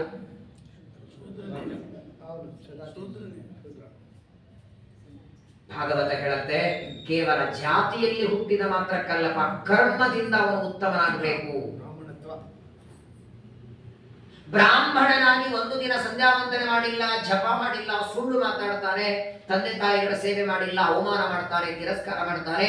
ಈ ತರಹದ ಮಹಾಭಾರತ, ಅಯ್ಯೋ ಮಹಾಭಾರತ ಎಲ್ಲ ಗೊತ್ತು ಹೋಗಪ್ಪ ನನಗೆ ಅಂತಾನೆ. ಗ್ರಂಥಗಳ ಅವಮಾನ, ಗ್ರಂಥ ಬರೆದವರ ಅವಮಾನ ಮಾಡ್ತಾನೆ ಅಂತಾದರೆ, ತನ್ನ ಬ್ರಾಹ್ಮಣ್ಯವನ್ನ ಉಳಿಸ್ಕೊಳ್ಳದೇ ಇದ್ದರೆ ಅವನಕ್ಕಿಂತಲೂ ಒಬ್ಬ ಶೂದ್ರ ಉತ್ತಮ. ಸಪ್ತಮಸ್ಕಂದ ಭಾಗವತದಲ್ಲಿ ಪ್ರಹ್ಲಾದರಾಜರು ಹೇಳುವ ಮಾತಿದು. ಸ್ವಪಚಾರಪಿ ಕಷ್ಟತ್ವಂ ಬ್ರಹ್ಮೇಶಾನಾದಯ ಸುರ. ಶ್ರೀಮದಾಚಾರ್ಯರು ಬ್ರಹ್ಮಸೂತ್ರ ಭಾಷ್ಯದಲ್ಲಿ ಹೇಳ್ತಾರೆ. ನೋಡಿ, ಬೇಕಾದರೆ ಪ್ರತಿನಿತ್ಯ ಸಂಧ್ಯಾ ವಂದನೆ, ದೇವರ ಪೂಜೆ, ಜಪ, ಪಾರಾಯಣ, ನಾವೇನು ವಸಿಷ್ಠರು ವಿಶ್ವಾಮಿತ್ರನ್ ಮಾಡೋದು ಬೇಡ. ನಮ್ಮ ಯೋಗ್ಯತೆಗೆ ತಕ್ಕಂತೆ ನಾವು ಮಾಡಲಿ. ನಾವು ನಮ್ಮ ಧರ್ಮದ ಆಚರಣೆ ಮಾಡಿದರೆ ಕಷ್ಟ ಕಾಲದಲ್ಲಿ ಆ ಧರ್ಮವೇ ನಮ್ಮನ್ನ ರಕ್ಷಣೆ ಮಾಡುತ್ತೆ. ಧರ್ಮೋ ರಕ್ಷತಿ ರಕ್ಷಿತಃ. ನಮ್ಮ ಸ್ವಾಮಿಗಳು ಸತ್ಯಾತ್ಮ ತೀರ್ಥರು ಒಂದು ಕತೆ ಹೇಳ್ತಿದ್ರು. ಒಂದು ಹಳ್ಳಿ ಊರಿತ್ತು. ಒಬ್ಬ ಬ್ರಾಹ್ಮಣ ತುಂಬಾ ಬಡವ ಇದ್ದ. ಅವನಿಗೆ ಪಾಪ ಮನೆ ಇರಲಿಲ್ಲ. ಅವನೇನ್ ಮಾಡಿಬಿಟ್ಟ, ದೇಶಾವರಿ ಸಂಚಾರ ಮಾಡೋದು ಅಂತ ನಿಯಮ ಮಾಡಿಕೊಂಡ. ಒಂದೇ ಕಡೆಗಿದ್ರೆ ಮನೆ ಬಾಡಿಗೆ ಕಟ್ಟೋದು, ಊಟಕ್ಕೆ ಸಮಸ್ಯೆ, ಎಲ್ಲ ಊರಿಗೆ ಹೋಗೋದು. ಯಾವುದೇ ಊರಿಗೆ ಹೋದ್ರೆ ಅಲ್ಲಿದ್ದವ್ರಿಗೆ ಹೇಳೋದು, ಇವತ್ತು ನಿಮ್ಮ ಮನೆಗೆ ಊಟಕ್ಕೆ ಬರ್ತೇನೆ. ಯಾರಾದ್ರೂ ಬ್ರಾಹ್ಮಣ ಅಂದ್ರೆ ಬೇಡ ಅನ್ನಲ್ಲ. ಹಾಗಾಗಿ ಎಲ್ಲರ ಮನೆಗೆ ಹೋಗೋದು, ಊಟ ಮಾಡೋದು, ಹೀಗೆ ಕಾಲ ಕಳೆಯೋದು. ಒಟ್ಟಿಗೆ ಆಯುಷ್ಯವನ್ನು ಕಳೆಯಬೇಕು. ಯಾರು ಹೆಂಡತಿ ಇಲ್ಲ, ಮಕ್ಕಳಿಲ್ಲ, ಏನೂ ಇಲ್ಲ. ಪ್ರತಿ ಒಂದು ಊರಿಗೆ ಹೋಗ್ತಿದ್ದ. ಸಂಚಾರ ಮಾಡ್ತಾ ಮಾಡ್ತಾ ಒಂದು ಊರಿಗೆ ಬಂದ. ಆ ಊರಲ್ಲಿ ಅಲ್ಲಿದ್ದವರಿಗೆ ಕೇಳ್ತಾನೆ, ನಾನೊಬ್ಬ ದೇಶಾವರಿ ಬ್ರಾಹ್ಮಣ, ಪ್ರತಿನಿತ್ಯದಲ್ಲಿ ಒಂದೊಂದು ಕಡೆಗೆ ಊಟ ತೀರ್ಥ ಪ್ರಸಾದ ಮಾಡ್ಕೊಂಡು ಹೋಗ್ತೇನೆ, ಈ ಮನೆ ಈ ಊರಲ್ಲಿ ಆಗತ್ತಾ ಅಂತ ಕೇಳ್ದ. ಆ ಊರಲ್ಲಿರುವ ಜನ ಅಂತ ಪಾಪ ಅವ್ರು ತೀರ್ಥ ಪ್ರಸಾದ ಗೊತ್ತಾಗ್ಬೇಕಲ್ಲ, ತೀರ್ಥ ಅಂದ್ರೆ ಗೊತ್ತವರಿಗೆ. ಆ ತೀರ್ಥ ತಗೊಂಡು ಏನ್ ಮಾಡ್ಬೇಕು? ಇವಾಗ ಅವ್ರಂತಾರೆ ನೋಡಿ ಅದೇನ್ ತೀರ್ಥ ಪ್ರಸಾದ ಗೊತ್ತಿಲ್ಲ, ಒಟ್ಟಿಗೆ ನಮ್ಮೂರಲ್ಲಿ ಒಂದು ಕುಲಕರ್ಣರ ಮನೆ ಇದೆ, ಅವರೊಬ್ಬರೇ ಕುಲಕರ್ಣರಿರೋರು. ಅವ್ರು ನಿಮ್ಮ ಹಿಂಗೆ ಹಚ್ಕೊಂಡಿರ್ತಾರೆ, ಏನೋ ಮಾಡಿರ್ತಾರೆ, ಅವ್ರ ಮನೆ ಒಂದಿದೆ, ಅಲ್ಲಿ ಹೋಗ್ರಿ ನಿಮ್ಗೆ ಏನ್ ಸಿಕ್ಕರೆ ಊಟಕ್ಕೆ ಸಿಗಬಹುದು ಅಂತ ಪಾಪ ಊರಲ್ಲಿದ್ದ ಒಂದು 4 ಜನ ಹೇಳಿದ್ರು. ಬಂದ ಈ ಬ್ರಾಹ್ಮಣ ಕುಲಕರ್ಣರ ಮನೆಗೆ ಬರ್ತಾನೆ, ಬಂದು ಹೇಳ್ತಾನೆ, ನಾನೊಬ್ಬ ದೇಶಾವರಿ ಬ್ರಾಹ್ಮಣ, ಮತ್ತೆ ಇವತ್ತು ನಿಮ್ಮ ಮನೆಯಲ್ಲೇ ತೀರ್ಥ ಪ್ರಸಾದ ಆಗಬೇಕು. ಆ ದೇಶ ಕುಲಕರ್ಣಿಗೆ ಎಲ್ಲಿಲ್ಲದ ಆನಂದ. ಅವನಂತಾನೆ, ಕರೆದ್ರು ನಮ್ಮನೆಗೆ ಆಚಾರ ಬರಲ್ಲ ರೀ, ನಮ್ಮ ಊರಿಗೆ ಬರಲ್ಲ, ಪಾಪ ಮೂರು ಬಸ್ ಚೇಂಜ್ ಮಾಡಿ ಬರ್ಬೇಕಲ್ಲ, ಪಾಪ ನಮ್ಮ ತಂದೆ ಶ್ರಾದ್ದ ಬಂದ್ರೆ ನಾವೇ ಎಲ್ಲ ಯಾವುದೋ ಊರಿಗೆ ಹೋಗಿ ಮಾಡಿ ಬರ್ತೀವಿ, ಅಂತಾದ್ರೆ ನಮ್ಮ ಹಳ್ಳಿ ಊರಿಗೆ ಬಂದಿರಿ, ಅವಶ್ಯವಾಗಿ ಬನ್ನಿ ಅಂತ ಮನೆ ಕರ್ಕೊಂಡು ಹೋಗ್ತಾನೆ. ಹೆಂಡತಿಗೂ ಹೇಳದ, ನಮ್ಮ ಪುಣ್ಯಕ್ಕೆ ಒಬ್ಬರು ಆಚಾರ ಬಂದಿದ್ದಾರೆ, ಮಳೆಯಿಂದ ಅಡಿಗೆ ಮಾಡುವಂತ. ಅಡಿಗೆ ಆಯಿತು, ಆಚಾರನ್ನ ಕರೆದು ಪಾದ ತೊಳೆದು ಎಲೆ ಹಾಕಿ ಊಟಕ್ಕೆ ಹಾಕಿ ಅವ್ರ ಊಟಕ್ಕೆ ಕೂತಾಗ ಚಾಮರ ಹಾಕಿ ಊಟ ಆಯ್ತು, ಕೈ ತುಂಬ ದಕ್ಷಿಣೆ ಕೊಟ್ಟ. ಆಗ ಈ ಕುಲಕರ್ಣಿ ಅಂತಾನಲ್ಲ, ಸ್ವಾಮಿ ನೀವ್ ಹೇಗಿದ್ದು ದೇಶಾವರಿ ಬ್ರಾಹ್ಮಣ, ನಿಮ್ ಕೆಲಸ ಏನು? ಸಂಚಾರ ಮಾಡೋದು, ಯಾಕೆ ಓಡಾಡ್ತಿರೋ? ಒಂದು ವಾರ ಇಲ್ಲೇ ಇರ್ಬೋದಲ್ಲ, ನಿಮಗೇನು ಪ್ರತಿನಿತ್ಯದಲ್ಲಿ ನೈವೇದ್ಯದ ಊಟ ಆಗ್ಬೇಕಂದ್ರೆ ನಮಗೂ ಬ್ರಾಹ್ಮಣನ ಸೇವಾ ಮಾಡ್ದಂಗಾಗತ್ತೆ, ಒಂದು ವಾರ ಇಲ್ಲೇ ಇದೆ ಅಂತ. ಪಾಪ ಇವನು ಅಂದ, ಬಹಳ ದಿನ ಆಯ್ತು ಒಂದೇ ಕಡೆ ಉಳ್ಕೊಂಡು ವಿಶ್ರಾಂತಿ ಬೇಕಾಗಿತ್ತು ಇವನಿಗೆ. ಸರಿ, ಯಜಮಾನ ಹೇಳಿದ್ದಾನೆ ಅಲ್ಲೇ ಉಳಿಯೋಣ ಅಂತ ಬಿಟ್ಟು ಅಲ್ಲೇ ಉಳಿತಾಳೆ. ಆದರೆ ನೋಡಿ, ನೀವೆಲ್ಲೇ ಹೋಗಿ ಮೊದಲನೇ ದಿವಸದ ಮರ್ಯಾದೆ 2ನೇ ದಿವಸ ಇರಲ್ಲ. ಎಲ್ಲೇ ನೋಡಿ, ಮೊದಲನೇ ದಿನ ತಾವೇ ತಂಬಿಗೆ ತಗೊಂಡು ನೀರು ತಂದು ಕಾಲಿಗೆ ಹಾಕಿ, 2ನೇ ದಿನ ತಂಬಿಗೆಯಿಂದ ನೀರು ತಗೊಂಡು ಕಾಲು ತಗೊಂಡು ಒಳಗೆ ಬರ್ರಿ ಅಂತಾರೆ, 3ನೇ ದಿನ ತಂಬಿಗೆನ ತೋರಿಸ್ತಾರೆ, ಅಲ್ಲಿಂದ ತಗೊಂಡ್ಬರ್ರಿ ಅಂತಾರೆ. ಅತ್ತಿ ಮನೆಗೆ ಹಳೆ ಬಂದಾಗ ಒಂದೇ ದಿನ ಇರ್ಬೇಕಲ್ಲಿ, ಹಳೆ ಬಂದ ಆದರ ಗೌರವ ಎಲ್ಲ ಮಾಡಿಸ್ಕೊಳ್ಬೇಕು, 1 ದಿನ ಇರ್ಬೇಕು, 2ನೇ ದಿನ ಜಾಗ ಖಾಲಿ ಮಾಡ್ಬೇಕು. ಅಕಸ್ಮಾತ್ ಏನೋ ಅತ್ತೆ ಮನೆ ಅಂತ ಉಳಿದಾಡ್ಕೊಳ್ಳಿ, ಮೊದಲನೇ ದಿನ ಎಲೆ ಹಾಕಿ ಊಟಕ್ಕೆ ಹಾಕ್ತಾರೆ, 2ನೇ ದಿನ ಮತ್ತೆ ಅದೆಲ್ಲ ಅಡಿಗೆ ಆಗಿದೆ ನೀವೇ ಬಡಿಸ್ಕೊಳ್ಳಿ, ಹಂಗೆ ನಮ್ಮ ಮಗಳು ಬಂದ್ರೆ ಬಡಿಸ್ಬಿಡಿ ಅವಳಿಗೂ ಅಂತಾರೆ. 3ನೇ ದಿನ ಅಂದ್ರೆ ಕುಕ್ಕರಲ್ಲಿ ಹಾಕಿ ನೀವೇ 3 ಸೀಟಿ ಹೊಡೆಸ್ರಿ ಅಂತಾರೆ. ಈ ಬ್ರಾಹ್ಮಣ ನೋಡಿ, ಕುಲಕರ್ಣಿ ಮನೆಗೆ ಬಂದಿದ್ದಲ್ಲ ದೇಶಾವರಿ ಬ್ರಾಹ್ಮಣ, ಮೊದಲನೇ ದಿನ ಇರುವ ಆದರ ಗೌರವ 2ನೇ ದಿನ ಇರಲಿಲ್ಲ, 3ನೇ ದಿನ ಇನ್ನೂ ಕಡಿಮೆ ಆಯ್ತು, 4ನೇ ದಿನ ಇನ್ನೂ ಕಡಿಮೆ ಆಯ್ತು. ಇವನಿಗೆ ಅನಿಸ್ತು ಇನ್ನು ಹಾಡಿಗೆ ಇರೋದು ಬೇಡ ಅಂತ. ಅತಿಯಾದ ಪ್ರೀತಿ ಆದ್ರೆ ಅವಜ್ಞೆ ಆಗತ್ತೆ. ಹಾಗಾಗಿ ನೋಡಿ, ಬಹಳ ಸರಿಗೆ ಎಲ್ಲೂ ಸರಿಯಲ್ಲ. ಬೇಕಾದಷ್ಟು ನಿಮಗೆ ಮಠದ ಪರಿಚಯ ಇರಲಿ, ಸುಮ್ಮನೆ ಹೋಗ್ತಕ್ಕಂಥಲ್ಲ. ನೀವು ಯಾವತ್ತೋ ಒಂದಿನ ಹೋದ್ರೆ ಗೌರವ ಇರುತ್ತೆ ನಿಮಗೆ. ದಿನ ಹೋದ್ರೆ ಮಾತಾಡ್ಸಲ್ಲ, ಮಕ್ಕಳಿಗೆ ಮಾತಾಡ್ಸಲ್ಲ. ಇನ್ನು ಮಠದಲ್ಲಿ ಹೋದ್ರೆ 4-5 ದಿನ ಆದ ಮೇಲೆ 5ನೇ ದಿವಸ ಆ ಕುಲಕರ್ಣಿ ಮನೆ ಯಜಮಾನ ಆಚಾರ್ಯಗಂತಾನೆ, ಅಲ್ಲ ನಿಮಗೆ ಪಾದ ತೊಳೆದು ಎಲೆ ಹಾಕಿ ಊಟಕ್ಕೆ ಹಾಕಿ ದಕ್ಷಿಣೆಯನ್ನು ಕೊಡ್ತೇವೆ, ನಮಸ್ಕಾರ ನಾವೇ ಯಾಕೆ ಮಾಡಬೇಕು, ನೀವ್ಯಾಕೆ ಮಾಡಬಾರದು ಅಂತ ಕೇಳಿಬಿಟ್ಟ. 4 ದಿನ ಮಾಡಿದ್ದಲ್ಲ, ಬಾಗಿ ಸೊಂಟ ಬಿದ್ದೋಗಿತ್ತ ಒಂದು, ನಾವೇ ಯಾಕೆ ಮಾಡ್ಬೇಕು ನಮಸ್ಕಾರ, ನೀವ್ ಯಾಕೆ ಮಾಡಬಾರದು ಅಂತ ಕೇಳ್ತಾನೆ. ಬ್ರಾಹ್ಮಣ ಸಾತ್ವಿಕ ಜಗಳ ಮಾಡಲಿಲ್ಲ. ನೋಡಯ್ಯ, ಎಲ್ಲಾ ಕಡೆಗೆ ಪದ್ಧತಿ ಇದ್ದದ್ದು, ಮನೆ ಗೃಹಸ್ಥ ವಯಸ್ಸಾದವನಿದ್ರು, ಬ್ರಾಹ್ಮಣ ಓದಿಕೊಂಡವನು ಶಾಸ್ತ್ರಜ್ಞಾನದಿಂದ ಅಂದ್ರೆ ಅವರಿಗೆ ಬಾಗಿ ನಮಸ್ಕಾರ ಮಾಡ್ತಾರೆ, ಆಶೀರ್ವಾದ ಪಡಿತಾರೆ. ಬೇಕಾದ್ರೆ ನೀನ್ ಮಾಡು ಅಂದ್ರೆ ನಾನು ಮಾಡ್ತೀನಿ ಅಂತ. ನೋಡಿ, ಬ್ರಾಹ್ಮಣ ಅಂತ ಜಗಳ ಆಡ್ಲಿಲ್ಲ. ಈಗೇನ್ ನಾನು ಮಾಡ್ಬೇಕಲ್ವ, ನಿಮ್ಗೆ ಇವತ್ತು ಊಟಕ್ಕೆ ಹಾಕ್ತೇನೆ, ಬೇಕಾದಷ್ಟು ದಕ್ಷಿಣೆಯನ್ನು ಕೊಡುತ್ತೇನೆ, ನಮಸ್ಕಾರ ನಾನು ಮಾಡೋದಿಲ್ಲ, ನೀವು ಮಾಡಿ. ಅವತ್ತೇ ಡಿಸೈಡ್ ಮಾಡಿದೆ, ಇವತ್ತಿಲ್ಲಿ ಜಾಗ ಖಾಲಿ ಮಾಡೋಣ. ಈಗ ನಮಸ್ಕಾರ ಬಂದಿದೆ, ನೆಕ್ಸ್ಟ್ ಏನ್ ಬರುತ್ತೆ ಗೊತ್ತಿಲ್ಲ. ಆಯ್ತು ಅಂತ ಆ ದೇಶಾವರಿ ಬ್ರಾಹ್ಮಣ ಅಂತಾನೆ, ಇವತ್ತು ತೀರ್ಥ ಪ್ರಸಾದ ಮುಗಿಸ್ಕೊಂಡು ನಾನು ಹೊರಡುತ್ತೇನೆ, 4-5 ದಿನ ಇಟ್ಟುಕೊಂಡು ನನಗೆ ಒಳ್ಳೆ ಆದರ ಉಪಚಾರ ಮಾಡಿರಿ ಅಂತ. 5ನೇ ದಿವಸ ಊಟ ಆಗಿದೆ, ಬೇಕಾದಷ್ಟು ದಕ್ಷಿಣೆ ಕೊಟ್ಟ. ಈ ಬ್ರಾಹ್ಮಣ ನಮಸ್ಕಾರ ಮಾಡ್ತಾನೆ. ಇವನಿಗೆ ಏನು ಸಮಸ್ಯೆ ಆಗ್ಲಿಲ್ಲ ಬ್ರಾಹ್ಮಣನಿಗೆ. ಯಾಕಂದ್ರೆ ಎಚ್ಚಗಿಂಚಿ ಜಗತ್ ಸರ್ವ, ಎಲ್ಲಾ ಕಡೆ ದೇವರಿದ್ದಾರೆ, ಅಣುರೇಣು ತೃಣಕಾಷ್ಟ, ಇವನಲ್ಲೂ ದೇವರಿದ್ದಾನೆ, ಅವನಲ್ಲಿ ಇರುವ ದೇವರಿಗೆ ನಾನು ತಲೆಬಾಗಿದೆ ಅಂತ ಅನುಸಂಧಾನ ಮಾಡ್ಕೊಂಡ ಅವನು. ಈ ಯಜಮಾನಲ್ಲಿದ್ದ ಭಗವಂತನಿಗೆ ನಾನು ನಮಸ್ಕಾರ ಮಾಡಿದೆ ಅಂತ ಅವನು ನಮಸ್ಕಾರ ಮಾಡಿಬಿಟ್ಟ. ಅವನಿಗೆ ಏನು ಸಮಸ್ಯೆ ಆಗಲಿಲ್ಲ. ಆದ್ರೆ ಅವನ ತಲೆ ಮೇಲೆ ಅಕ್ಷತೆ ಕಾಳು ಹಾಕುವ ಈ ಕುಲಕರ್ಣಿಗೆ ಯಜಮಾನನಿಗೆ ಏನೋ ಒಂದು ಆದರ, ಅವನಿಗೆ ಹೆಂಡತಿಗಂತ ಫೋಟೋ ತೆಗಿಯಂದ. ಈ ಆಚಾರ ನನಗ ನಮಸ್ಕಾರ ಮಾಡೋ ಫೋಟೋ ತೆಗಿ ವಾಟ್ಸಪ್ ಅಲ್ಲಿ ಹಾಕ್ಬೇಕು, ನನ್ನ ಸ್ಟೇಟಸ್ ಗೊತ್ತಾಗಬೇಕಲ್ಲ. ಏನ್ರಿ ನಮಗೂ ಕುಲಕರ್ಣಿಯರು ಆಚಾರ ಕಡೆಯಿಂದ ನಮಸ್ಕಾರ ಮಾಡಿಸ್ಕೊಂಡ್ರು. ತಲೆ ಮೇಲೆ ಅಕ್ಷತೆ ಹಾಕ್ತಾನೆ, ಏನೋ ಒಂಥರ ಆನಂದ ಅವನಿಗೆ. ಆಚಾರ್ಯಗಂದ, ಹೋಗಿ ಬನ್ನಿ, ಮತ್ತೆ ಮತ್ತೆ ಬನ್ನಿ ಅಂದವ. ಆಯ್ತು ಅಂದ್ರೆ ಅವರು ಸರಿ ಅಂತ ಬಾಗಿಲವರೆಗೆ ಅವರನ್ನು ಬಿಟ್ಟು ಬರಬೇಕು ಅಂತಾನೆ. ಆ ಕುಲಕರ್ಣಿಯ ಮನೆಯೊಳಗೆ ಒಂದು ಬೆಳ್ಳಗಾದ ಕುದುರೆ, ಪ್ರತಿನಿತ್ಯದಲ್ಲಿ ತಾನು ಓಡಾಡುತ್ತಿದ್ದ ಕುದುರೆ. ಇನ್ನು ಆಚಾರನ ಬಾಗಿಲ ಹತ್ರ ಕಳಿಸಿ ಕುದುರೆಗೆ ಒಂದು ಸ್ವಲ್ಪ ನೀರು ಕುಡಿಸಿ ತಾನು ಊಟ ಮಾಡಬೇಕು ಅಂತ ಪಾತ್ರೆಯಲ್ಲಿ ನೀರು ತಂದಿಟ್ಟಿದ್ದಾರೆ. ಆ ಕುದುರೆ ಚಾಡಿಸಿ ಒತ್ತರೆ 2 ಕಣ್ಣಿನ ಗುಡ್ಡಿ ಕಿತ್ತಿ ಹೊರಗೆ ಬಿದ್ದಿದೆ. ನಮಸ್ಕಾರ ಮಾಡಿದ ಬ್ರಾಹ್ಮಣ ಇನ್ನು ಗೇಟ್ ದಾಟಿರಲಿಲ್ಲ. ಯಾವುದಾದ್ರೂ ದೇವರ ಸಹನೆ ಮಾಡ್ತಾನೆ. ಬ್ರಾಹ್ಮಣರ ಅವಮಾನ, ನಿಂದೆ ದೇವರೇ ಸಹನ ಮಾಡಲ್ಲ, ಅದಕ್ಕೆ ನರಕದವರೆಗೆ ಕಾಯಲ್ಲ, ಇಲ್ಲೇ ಶಿಕ್ಷೆ ಕೊಟ್ಟು ಮುಗಿಸಿಬಿಡ್ತಾನೆ. ಅತ್ಯುತ್ಕಟೈ ಪುಣ್ಯ ಪಾಪೈ ಇಹೈವ ಫಲವಶ್ನುತೆ. ನಮಸ್ಕಾರ ಮಾಡಿಸ್ಕೊಂಡು ಆಶೀರ್ವಾದ ಮಾಡಿದ್ದಕ್ಕೆ ಕ್ಷಣ ಮಾತ್ರದಲ್ಲಿ ಇನ್ನ ರಿಪೇರಿನೇ ಆಗದೇ ಇದ್ದಷ್ಟು ಗಡ್ಡೆಗಳ ಕಿತ್ತು ಹೊರಗೆ ಬಿದ್ದು. ಹಾಗಾಗಿ ಎಲ್ಲಾ ಕಡೆಗೂ ಈ ನಿಯಮ ಇಲ್ಲ. ಆದರೆ ಸದಾಚಾರ್ಯ ಇನ್ನೂ ಇದರಂತೆ ನೋಡಿ, ಒಬ್ಬ ಬ್ರಾಹ್ಮಣ ವೇದಶಾಸ್ತ್ರ ಓದವರನ್ನ ಮನೆ ಕರೆದು ನೋಡಿ ನೀವು, ಅದರಿಂದ ಲಾಭನೂ ಇದೆ. ಎಷ್ಟೋ ಜನ ಫೋನ್ ಮಾಡಿ ಹೇಳಿರ್ತಾರೆ, ಯಾವತ್ತೋ ಒಂದಿನ ಅವ್ರ ಮನೆಗೆ ಹೋದದ್ದಕ್ಕೆ, ನಾವೇನ್ ಮಾಡಿರಲ್ಲ, ಮನೆಗೆ ಹೋಗಿ ಒಂದೆರಡು ನಿಮಿಷ ಒಂದು ಪ್ರವಚನ ಮಾಡಿ ಬಂದದ್ದಕ್ಕೆ ಎಷ್ಟೋ ಜನರ ಮನೆಯಲ್ಲಿ ಜಗಳ, ಅಸಮಾಧಾನ, ಕಿರಿಕಿರಿಗಳೆಲ್ಲ ದೂರ ಆಗತ್ತೆ. ಪರಮಾತ್ಮನ ಒಂದು ಪ್ರತಿಮೆ ಇದ್ದಂತೆ ಬ್ರಾಹ್ಮಣ. ಹಾಗಾಗಿ ಬ್ರಾಹ್ಮಣ 4 ವರ್ಣಗಳಲ್ಲಿ ಶ್ರೇಷ್ಠ. ಸ್ವಾಧ್ಯಾಯ, ಯಜನಂ, ದಾನಂ, ತಸ್ಯ ಧರ್ಮ ಇತಿ ಸ್ಥಿತಿ. ರುದ್ರದೇವರ ಮಾತು.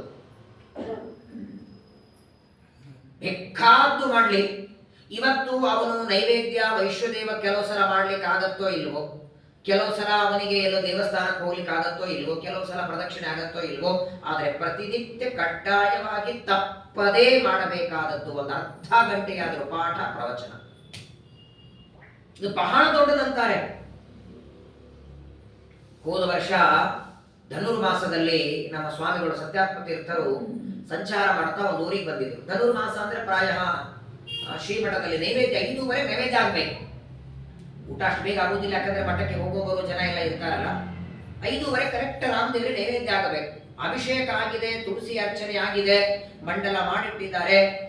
5:30ಗೆ ತಗೊಂಬರಿ ನೈವೇದ್ಯಕ್ಕೆ ಅಂತ ಹುಗ್ಗಿನೇ ಆಗಿಲ್ಲ, ಇನ್ನು ನೈವೇದ್ಯಕ್ಕೆ ಪದಾರ್ಥಗಳು ಸಿದ್ಧ ಆಗಿಲ್ಲ. ಅಡಿಗೆಯವರು ಸ್ವಲ್ಪ ಏನೋ ಪಾಪ ಕಟ್ಟಿಗೆ ಹೊತ್ತಲಿಲ್ಲ ಅಂತ ಸ್ವಾಮಿಗಳು ರಾಮದೇವರಿಗೆಲ್ಲ ಹೂವ ತುಳಸಿ ಏರಿಸಿಬಿಟ್ಟು ಹಿಂಗೆ ತಿರುಗಿಬಿಟ್ರು. ಶ್ರೀಯಪ್ಪತ್ತೇನಿತ್ತ ಸುಧಾಪಾಠ ಶುರು ಮಾಡಿಬಿಟ್ರು. 5:30ಯಿಂದ 6 ಗಂಟೆವರೆಗೆ ಸುಧಾಪಾಠವನ್ನ ಮುಗಿಸಿ 6 ಗಂಟೆಗೆ ಸರಿಯಾಗಿ ನೈವೇದ್ಯ ಬಂತು. ನೈವೇದ್ಯ ಆಯಿತು, ಮಂಗಳಾರತಿ ಆಯಿತು. ಎಲ್ಲ ವಿದ್ವಾಂಸರ ಸ್ವಾಮಿಗಳೇ ಕೇಳ್ತಾರೆ, ಧನುರ್ಮಾಸದಲ್ಲಿ ನೈವೇದ್ಯಕ್ಕೆ ಪ್ರಾಧಾನ್ಯತೆ ಇರೋದು. ಸ್ವಾಮಿಗಳು ನೈವೇದ್ಯ ಮಾಡಬೇಕಾಗಿತ್ತು, ಪಾಠ ಆಮೇಲೆ ಹೇಳಿದ್ರು ಬರ್ತಿತ್ತು. ಸ್ವಾಮಿಗಳಂದ್ರು ಪಾಠ ಎಲ್ಲಿ ನೈವೇದ್ಯನೇ ಮಾಡೋದಲ್ಲ, ಹುಗ್ಗಿಯಲ್ಲಿ ಏನೇನಿರುತ್ತೆ ಅಂದ್ರು. ಹೆಸರುಬೇಳೆ, ಅಕ್ಕಿ, ನೀರು. ಹಾಗೆ ಶ್ರೀಮದಾಚಾರ್ಯರ ಅನುವ್ಯಾಖ್ಯಾನ ಹೆಸರುಬೇಳೆ, ಶಿವನ್ಯಾಯ ಸುಧಾ ಅಕ್ಕಿ, ವಾಕ್ಯಾರ್ಥ ಚಂದ್ರಿಕಾ ನೀರು, 3 ಸೇರಿ ಸುಧಾ ಪಾಠವೆಂಬ ಹುಗ್ಗಿ ನೈವೇದ್ಯ ಮಾಡಿಬಿಟ್ಟೆ.